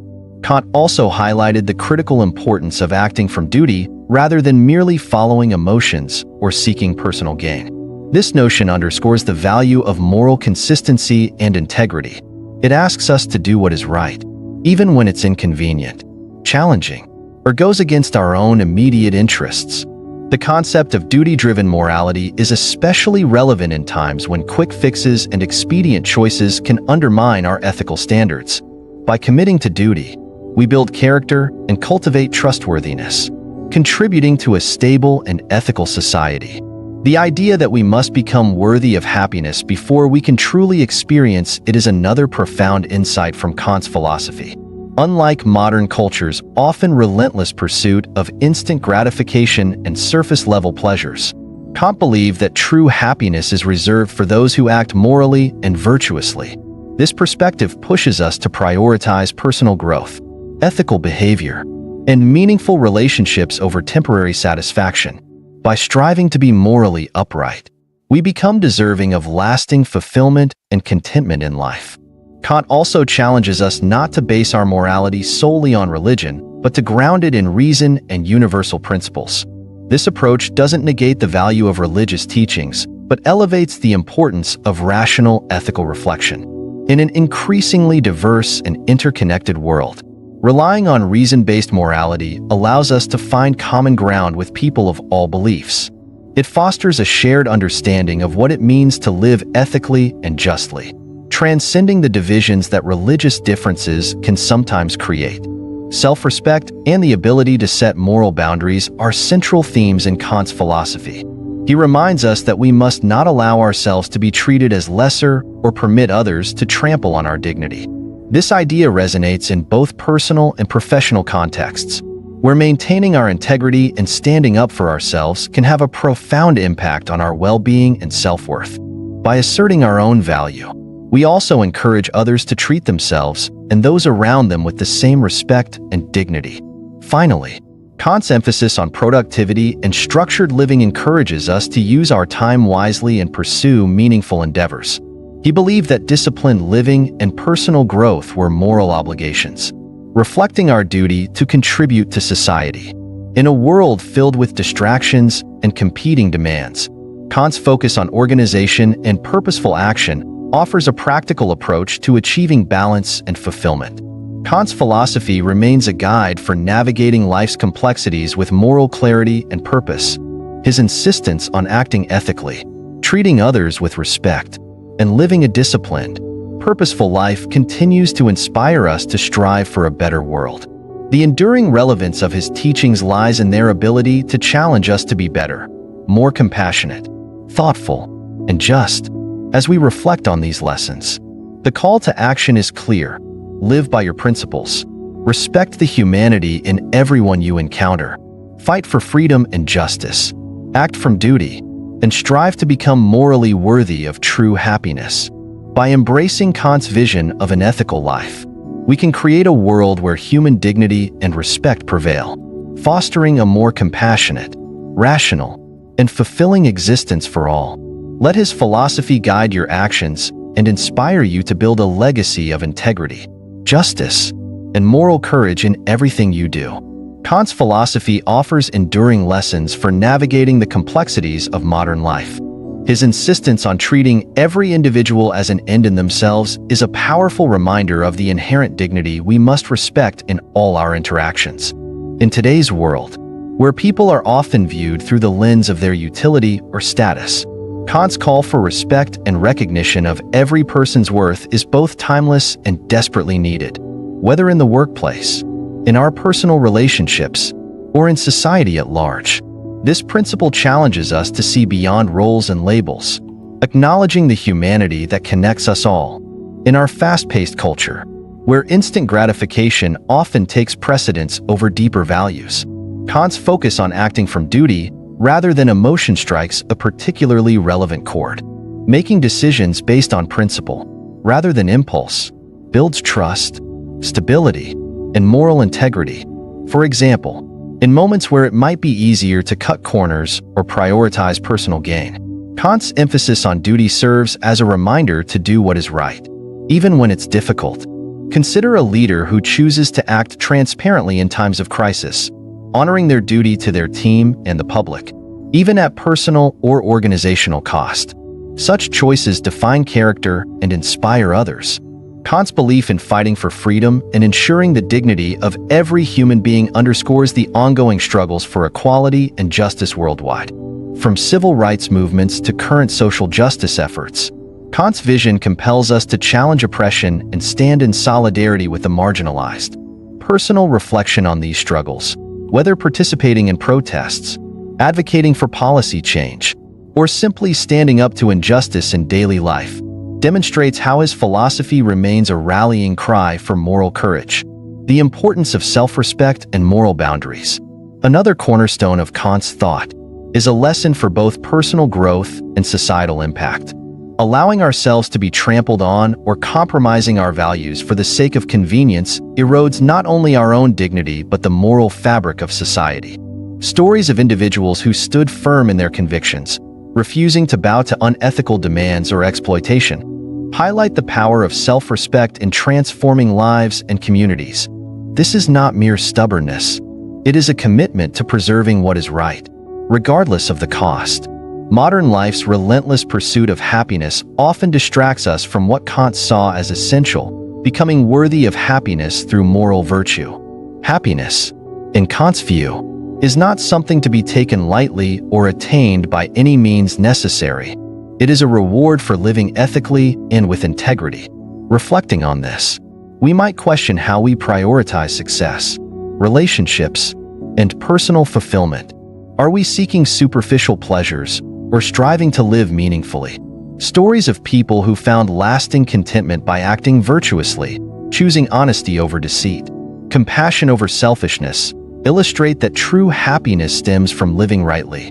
Kant's focus on reason-based morality, rather than blind adherence to religious or external authority, is another lesson with broad relevance. It asks us to engage with moral questions critically, to reach ethical conclusions through rational thought and dialogue. In an increasingly polarized world, this approach bridges divides and encourages shared understanding, respect, and collaboration. The humanist movement and other secular organizations championing ethics rooted in compassion, reason, and respect for all people embody Kant's vision. Finally, Kant's emphasis on living an organized, purposeful life serves as a practical guide for modern productivity and balance. His structured approach, from daily routines to deliberate reflection, encourages us to prioritize what truly matters: our relationships, self-improvement, and contributions to the world around us. In an era marked by constant distractions, embracing Kant's discipline can ground us, helping us lead more focused and fulfilling lives. Throughout all of these teachings, Kant's philosophy remains a beacon of moral clarity, urging us to reflect, act ethically, and strive for a more just and compassionate world. By internalizing these lessons and applying them to our daily lives, we not only elevate ourselves but also contribute to a society where respect, dignity, and integrity prevail. Let Kant's insights challenge and inspire you to be the best version of yourself, acting with duty, standing for justice, and always honoring the humanity in yourself and others. This is how we make philosophy come alive, transforming principles into a living guide for a better, more meaningful life. As we reflect on Kant's 10 life lessons, we're reminded of the power of moral principles in shaping not just our actions, but the very fabric of our world.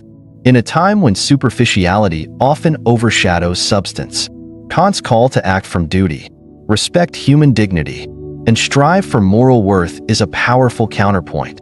His teachings remind us that true fulfillment, genuine freedom, and lasting respect come not from selfish pursuits, but from living by principles rooted in reason, justice, and compassion. Imagine a world where we treat every person we encounter as an end in themselves, never as a means to our own gain. A world where we fight for freedom, not just for ourselves, but for everyone. A world where honesty, respect, and integrity are more than ideals. They are the foundation of how we live and interact.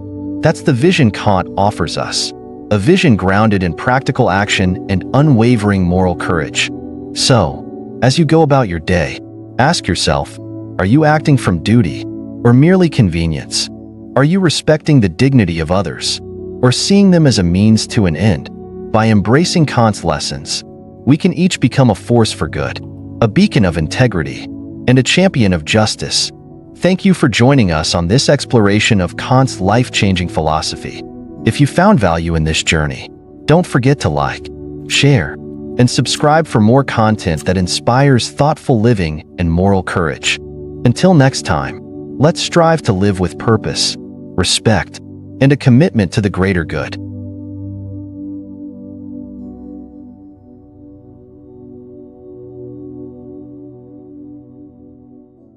Imagine waking up every single day with a routine so precise that even your neighbors could set their clocks by it.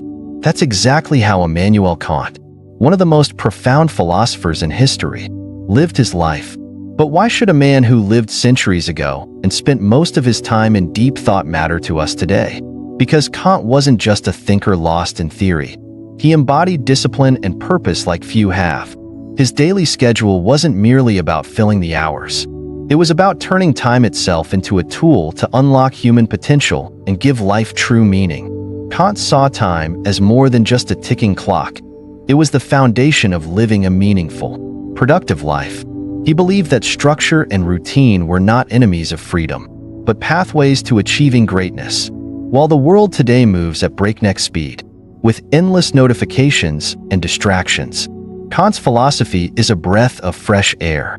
In our chaotic, fast-paced lives, he reminds us that time is not something to be mindlessly spent, but a resource to be purposefully crafted. In an age where we're constantly pulled in every direction by technology, social obligations, and a relentless stream of information, the discipline that Kant practiced feels almost revolutionary. He challenges us to reclaim our days, to organize ourselves with intent, and to stand firm in our own values and principles. And that's the beauty of it. Kant's structured life was not about rigidity for the sake of it. It was about creating a framework that allowed him to pursue his philosophical mission with absolute focus and clarity. For me, this is a powerful reminder that no matter the era, staying true to a disciplined lifestyle centered around clear principles and meaningful goals is key. It's a call to rise above the noise and find fulfillment through intentional action. Kant's approach shows us that we, too, can shape our time to fit our aspirations, and in doing so, live a life that truly matters. So, as we explore his insights on time management, let's consider how we might take a page from his book to craft our own lives with purpose, focus, and yes, a touch of timeless wisdom. Immanuel Kant's life reads almost like the blueprint for extreme discipline. From his punctual wake-up call at exactly 5 a.m. to his carefully structured daily walks, so punctual, in fact, that people reportedly used him to set their clocks, Kant embodied a level of precision and commitment that is rare even by today's standards. But what drove this rigid routine? For Kant, discipline wasn't just a choice, it was a necessity. His unwavering adherence to a strict schedule was a reflection of his belief that to accomplish anything truly meaningful, one must first conquer oneself. Kant knew that a lack of discipline could easily lead to chaos, and this extends far beyond keeping a tidy desk or meeting deadlines. It's about having control over your life and your time. Each day he carved out dedicated periods for teaching, writing, and reflecting. There was no room for procrastination or distraction. To him, discipline wasn't limiting, it was liberating. When you strip away the excess noise and distractions, you're left with time and energy to focus on what really matters. Now, let's take a step back and ask ourselves, how often do we find ourselves promising to start a new habit or stick to a productive schedule, only to slip back into old routines? The temptation to stay in our comfort zones, to scroll aimlessly through social media, or put off that challenging task until tomorrow, is strong. Kant reminds us that to break free of this cycle, we need more than just good intentions. We need discipline, yes, but more importantly, we need persistence. Building habits isn't just about sticking to a routine for a week or two. It's about transforming them into the fabric of our lives. For me, embracing a Kantian approach to daily structure has been transformative. By intentionally setting aside time in the morning to tackle my most challenging tasks, I've not only boosted my productivity but also experienced a sense of accomplishment that propels me forward throughout the day. The mornings, once dominated by scattered thoughts and indecision, have become a sanctuary for focus and purpose.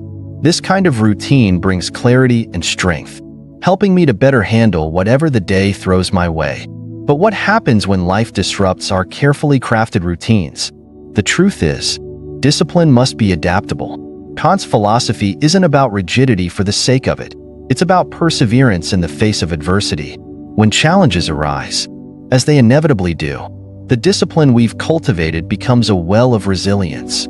It's what pushes us to get back on track after a setback, to recommit to our goals even when motivation wanes. Consider how Kant's persistence can be applied to any goal you set for yourself. Want to become a better writer? Commit to writing a little each day, even when you don't feel inspired. The act of showing up, of pushing through discomfort, builds momentum over time. This persistence transforms sporadic effort into meaningful progress. The same principle applies to fitness, learning a new skill, or pursuing any passion project. It's the consistent, small steps that lead to lasting change. I've often found that the toughest part of any endeavor is simply starting. There's a mental resistance we must overcome, a small voice that tells us it's too hard, too complicated, or not worth it. This is where Kant's discipline shines brightest. He taught that through repeated actions, through daily practice, we can silence that voice and create new patterns of thought and behavior. Each small victory builds confidence, and each setback becomes an opportunity to strengthen our resolve. There's a certain beauty in this kind of disciplined persistence. It's not about perfection or achieving immediate results. It's about staying committed to the process, trusting that over time, the effort you put in will yield rewards. This mindset can be profoundly liberating. When we focus on showing up and doing the work, no matter how imperfectly, we free ourselves from the pressure of instant success. We learn to appreciate the journey, to embrace the struggle, and to celebrate incremental progress. As I reflect on Kant's legacy, I'm struck by how relevant his philosophy remains today. In a world filled with instant gratification and endless distractions, discipline and persistence are more crucial than ever. They allow us to rise above the noise, to carve out space for deep work and meaningful connections. They give us the strength to pursue our passions, to create and build, even when the path is difficult. This brings me to an important realization. Discipline isn't just about achieving personal goals. It's about becoming the kind of person who can consistently show up for others. It's about honoring commitments, being dependable, and striving to be a positive force in the lives of those around us. In this sense, Kant's disciplined life wasn't just a personal pursuit. It was a testament to his commitment to making a difference in the world. As we wrap up this exploration of Kant's approach to discipline and persistence, it's clear that his lessons are as relevant today as they were in his time. He challenges us to go beyond surface-level changes and truly commit to living with intention and purpose. This commitment, built on discipline and fueled by persistence, can transform not only how we spend our days, but who we become in the process. In the next section, we'll dive deeper into how Kant's emphasis on universal principles and moral duty can guide our daily actions and help us find greater meaning and fulfillment. Stay with me as we continue this journey through the timeless wisdom of one of history's greatest minds. Immanuel Kant's perspective on managing long-term goals might seem like a distant concept from the modern hustle culture, but it's as relevant today as it was centuries ago. Kant believed that structuring one's life around clear, long-term objectives allowed a person to prioritize what truly mattered, cutting through the noise and chaos of everyday distractions. In a sense, he recognized that without a purpose, life could easily become a series of disconnected, reactionary moments. Instead of merely reacting to what each day throws at us, Kant urges us to define our goals and intentionally work toward them over time. The idea of focusing on long-term goals is something that many of us struggle with. In our hyper-connected world, we're constantly bombarded by new emails, notifications, and demands that require immediate attention. The pressure to address these short-term tasks often leads us to push aside our bigger aspirations, the things that take more time, energy, and commitment. Kant's life offers a stark contrast. By dedicating specific times to philosophical study and writing, He ensured that his larger goals were never left behind. His approach was deliberate, not dictated by whatever happened to come up in the moment. Think about it. How many times have you promised yourself that you'd learn a new skill, pursue a passion project, or work toward a major life goal, only to find those aspirations buried under the weight of daily responsibilities? We often say one day without realizing that one day can slip further and further away unless we actively create the conditions for it to happen. That's why setting aside time for long-term goals isn't just a good idea. It's essential for living a fulfilling life. In my own experience, I've found that long-term planning requires a blend of vision and practicality. You need to know where you're going, but you also need a roadmap to get there. For example, if your goal is to become a top-notch software developer, it's not enough to dream about it. You have to carve out time each day to learn new coding languages, stay up to date with industry trends, and build real-world projects. It's a process that takes years of dedication, and there will undoubtedly be moments of frustration and self-doubt. But as Kant's disciplined routine shows, persistence pays off. By sticking with a structured approach, even when progress feels slow, you can achieve the kind of mastery that sets you apart. This isn't just about professional goals either. The same principle applies to personal growth, relationships, health, or any other area you care about deeply. Want to be a more present parent? It might mean setting aside specific times for family activities, free from work or other distractions. Hoping to improve your health? It could involve creating a regular exercise routine and making healthier food choices consistently over time. These small, daily actions accumulate. Just as Kant's days of disciplined writing and study ultimately led to some of philosophy's most influential works. What makes long-term goal management challenging, of course, is that it often requires sacrifice. Choosing to focus on a big goal means saying no to other things that might seem tempting in the moment. This is where Kant's emphasis on rationality and self-control comes into play. He wasn't guided by fleeting impulses, but by a commitment to what he believed was truly important. He prioritized long-term gain over short-term gratification, a mindset that's incredibly powerful, but also incredibly difficult to maintain. In our culture of instant gratification, there's something radical about choosing to delay reward in pursuit of a bigger purpose.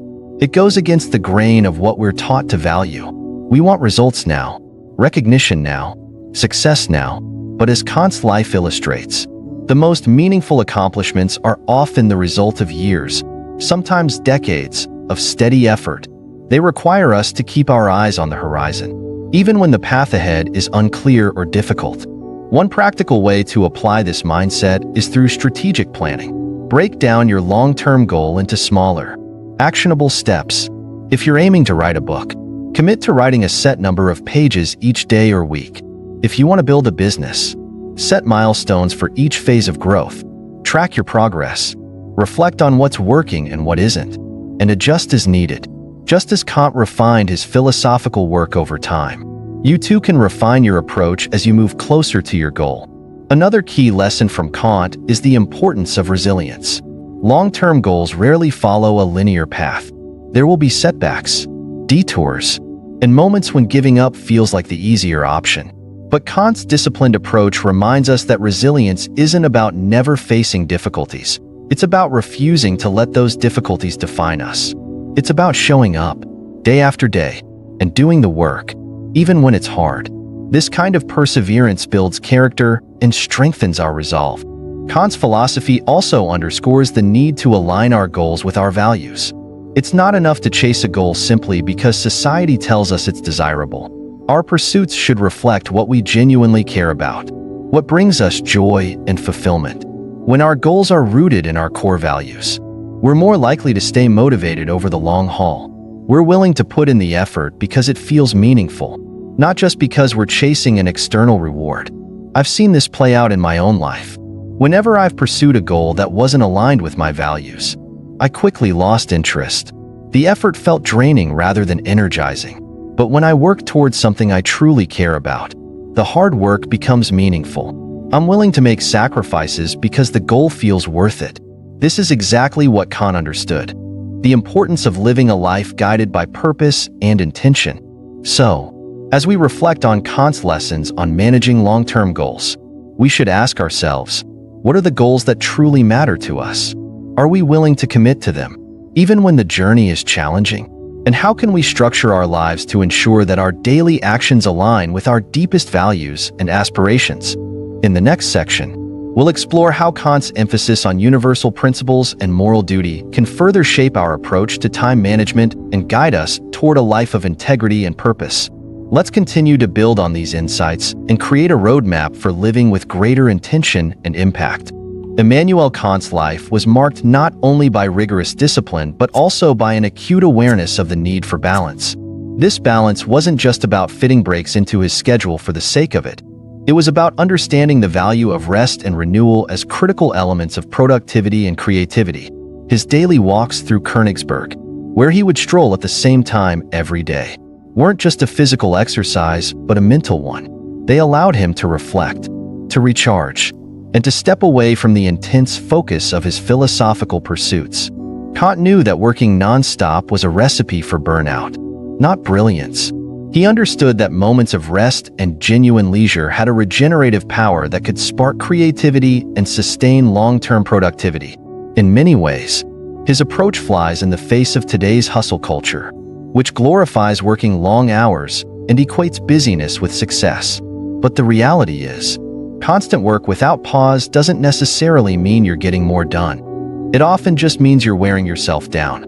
I've found this to be profoundly true in my own life. When I used to push myself to the brink without rest, my productivity plateaued, and the quality of my work suffered. Taking intentional breaks during the day, even if it's just a short walk or a moment to step away from the computer, has made a noticeable difference.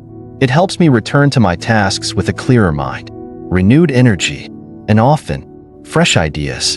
In a way, these breaks become a secret weapon for staying creative and motivated in the long run. This isn't about laziness or procrastination. It's about recognizing that our minds and bodies have limits.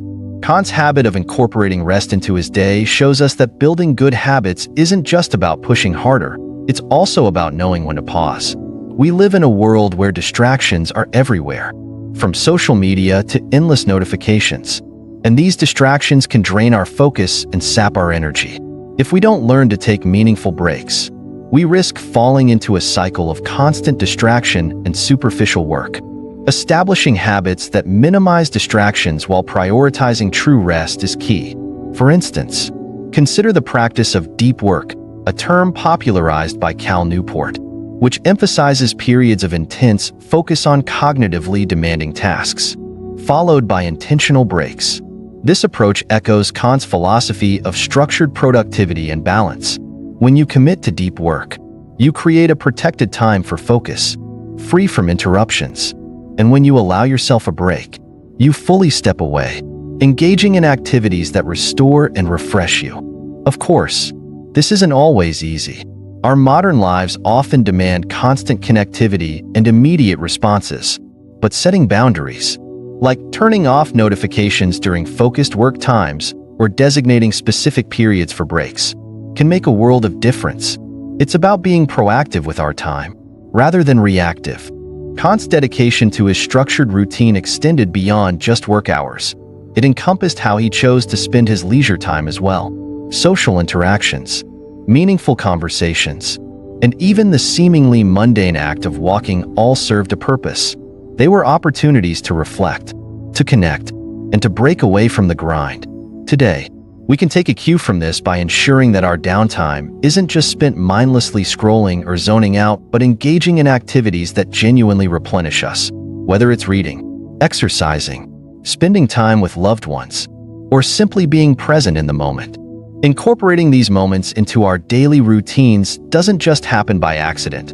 It requires intention. It's about recognizing that taking care of ourselves isn't an indulgence, it's a necessity.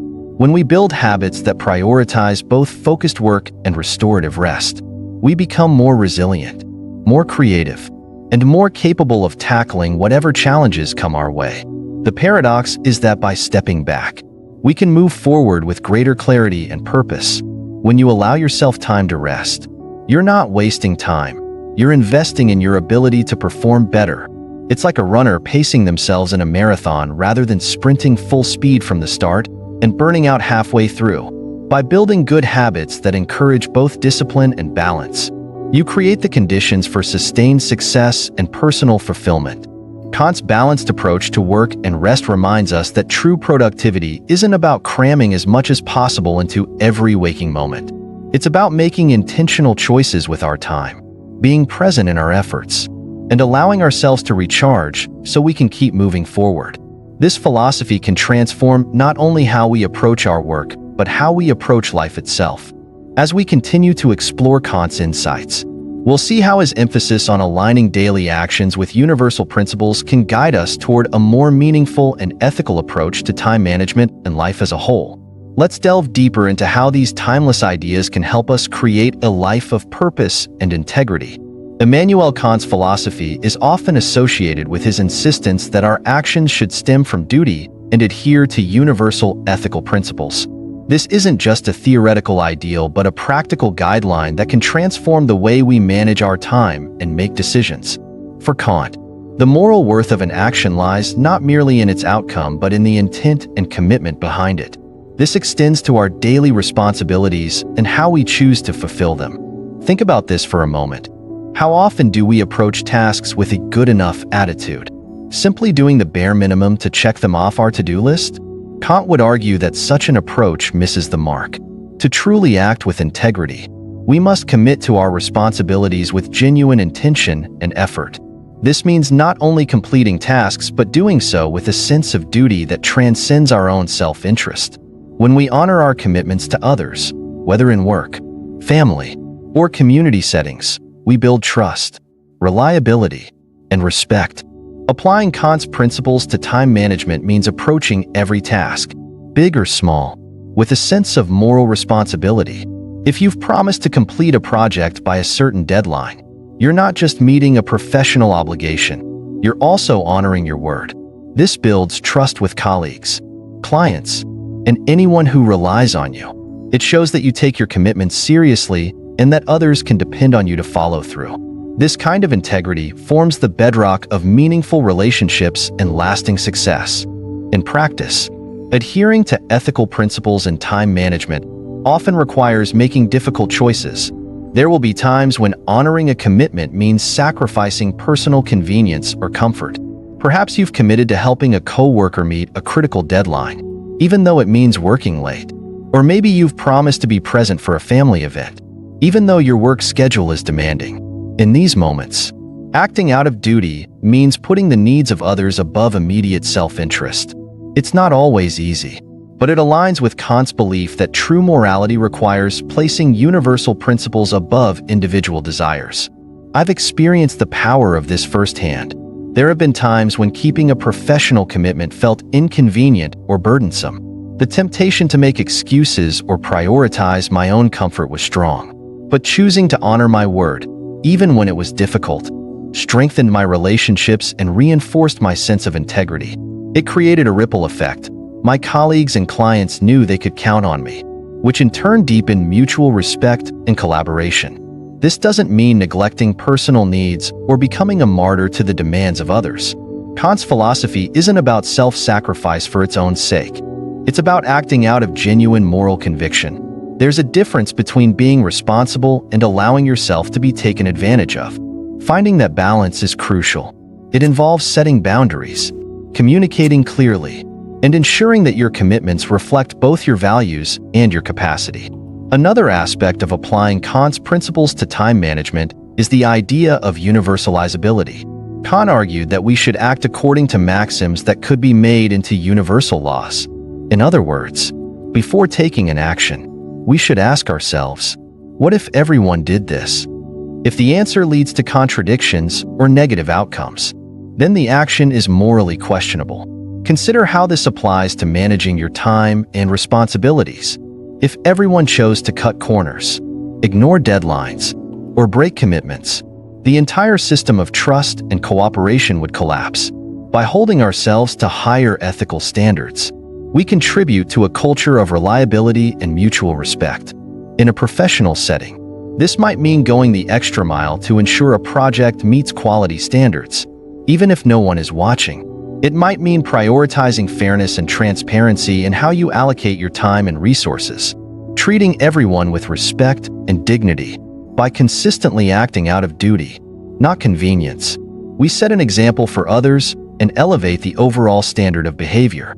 There's also a personal reward in living according to Kantian ethics. Acting with integrity brings a sense of fulfillment that superficial achievements cannot match. It aligns our actions with our values, creating a sense of inner peace and purpose. When we know we've done our best, not because we had to, but because we chose to, there's a satisfaction that no amount of external recognition can replicate. This isn't about perfection or never making mistakes. It's about striving to do what's right, even when it's hard. Kant's emphasis on duty and ethical responsibility reminds us that our time isn't just our own. It's a resource that impacts others, from coworkers and clients to family and friends. By using our time ethically, we create positive ripples that extend far beyond our immediate tasks. We inspire trust, strengthen relationships, and contribute to a more ethical and responsible society. As we continue to explore Kant's insights, we'll see how his focus on moral self-development and continuous learning can guide us toward even greater fulfillment and personal growth. Let's delve into how we can cultivate our own moral compass and use it to shape a life of purpose and integrity. Immanuel Kant believed that human growth and self-development were lifelong pursuits. For him, learning wasn't a stage of life confined to formal education or a youthful phase. It was an ongoing journey, rooted in the idea that we should always strive to better ourselves and deepen our understanding of the world. In Kant's view, the pursuit of knowledge and the honing of our skills were fundamental to achieving not only personal growth, but also contributing meaningfully to society. In today's rapidly changing world, Kant's philosophy on continuous learning feels more relevant than ever. New technologies, shifting industries, and evolving social norms demand that we stay agile and adaptable. The skills that made someone successful a decade ago may no longer be enough. To remain relevant and thrive, we must embrace a mindset of lifelong learning, one that mirrors Kant's dedication to relentless self-improvement. I've experienced firsthand how transformative this commitment can be. In my own professional journey, setting aside time each week for self-education has become non-negotiable.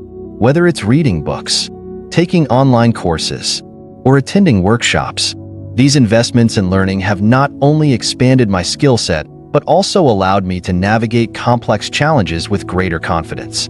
Continuous learning doesn't just provide knowledge, it builds resilience. It helps us anticipate change, pivot when necessary, and seize new opportunities. Kant understood that self-development requires intentional effort. It's not something that happens by accident or passive exposure. We need to actively seek out opportunities to learn and challenge ourselves. This can be as simple as committing to read one book per month in our area of expertise, or as ambitious as learning a new language, developing a technical skill, or tackling a complex topic outside our comfort zone. The key is consistency. Small, sustained efforts add up over time, leading to significant growth. But self-development isn't just about technical skills or acquiring facts. For Kant, it extended to moral and ethical growth as well. Learning how to reason more effectively, how to empathize with others, and how to cultivate virtues like patience and courage are just as important as mastering a craft or advancing in one's career. This holistic approach to self-improvement challenges us to become not only competent professionals, but also better human beings. Consider how this might play out in our daily lives. Imagine you're striving to become a more effective leader. Sure, you could read books on management techniques and attend leadership seminars.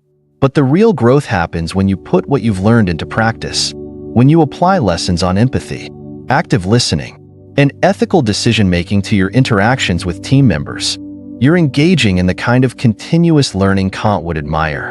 You're not just gaining knowledge, you're transforming yourself and the environment around you. Of course, continuous self-development comes with challenges.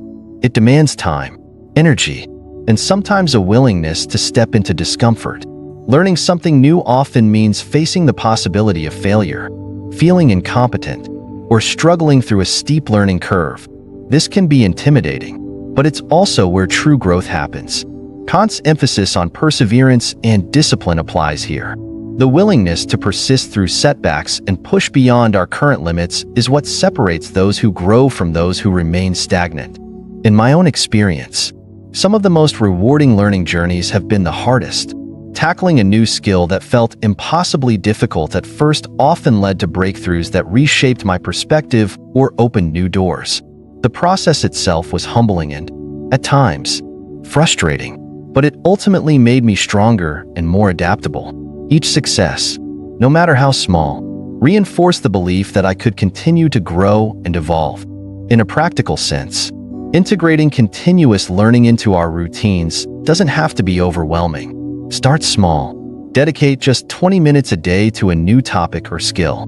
Over the course of a year, those 20 minutes add up to over 120 hours of focused learning. That's more than enough time to make meaningful progress in any area you choose. The key is consistency and a genuine desire to grow. It's also important to recognize that learning doesn't always come from formal sources. Some of the most valuable lessons can come from unexpected places, conversations with colleagues, reflecting on mistakes, or simply observing how others handle challenges. By staying curious and open-minded, we create endless opportunities for growth. Every interaction, every experience becomes a potential lesson. Kant's philosophy reminds us that self-development is a responsibility, not just a luxury. It's about fulfilling our potential and using our knowledge and skills to make a positive impact. When we commit to continuous learning, we're not just improving ourselves. We're equipping ourselves to contribute meaningfully to our communities and the world at large. As we move forward, we'll explore how Kant's focus on moral self-development and personal responsibility can further guide our journey toward a life of purpose, growth, and integrity. Let's continue to delve deeper into these timeless principles and find ways to apply them to our everyday lives. Immanuel Kant's philosophy on time management transcends the mere completion of tasks. For him, time wasn't just a commodity to be spent mindlessly or a set of hours to be endured. It was a precious resource that, when used wisely, could shape a life of meaning and purpose. Kant's approach wasn't about squeezing every second for maximum productivity. It was about aligning one's time with a higher set of values and goals, creating a life that reflected both duty and personal growth. Throughout his disciplined routine, Kant demonstrated that success and fulfillment come not from relentless work, but from a careful balance of commitment, responsibility, and self-care. He understood that true accomplishment lies in living a well-rounded life, one where moments of intense focus are tempered with periods of reflection and rest. This balance allowed him to contribute significantly to philosophy while also nurturing his well-being and relationships. The central lesson we can draw from Kant's philosophy is that time is the most valuable asset we possess. Unlike money or material possessions, time can never be regained once spent. That's why it's crucial to use it consciously, directing our energy toward activities that truly matter. This requires us to be intentional about our goals, to prioritize what aligns with our values, and to say no to distractions and pursuits that don't serve our greater purpose. Living with intention and purpose means taking ownership of our time, organizing it around what's meaningful, and staying disciplined in our commitments. It also means recognizing when to step back, rest, and recharge, just as Kant did during his daily walks and social interactions. This holistic approach to time management fosters not only productivity but also a deeper sense of fulfillment and well-being. Ultimately, Kant challenges us to see time not just as hours on a clock, but as an opportunity to live a life of integrity, growth, and purpose. By embracing his philosophy, we can strive to become the best versions of ourselves, making the most of the precious time we've been given. If you found this exploration of Kant's timeless wisdom meaningful, don't forget to like, share, and subscribe to our channel. Your support helps us continue creating insightful content that empowers you to live a life of purpose, balance, and fulfillment. Thank you for joining us on this journey. Stay tuned for more reflections on philosophy, personal growth, and making every moment count.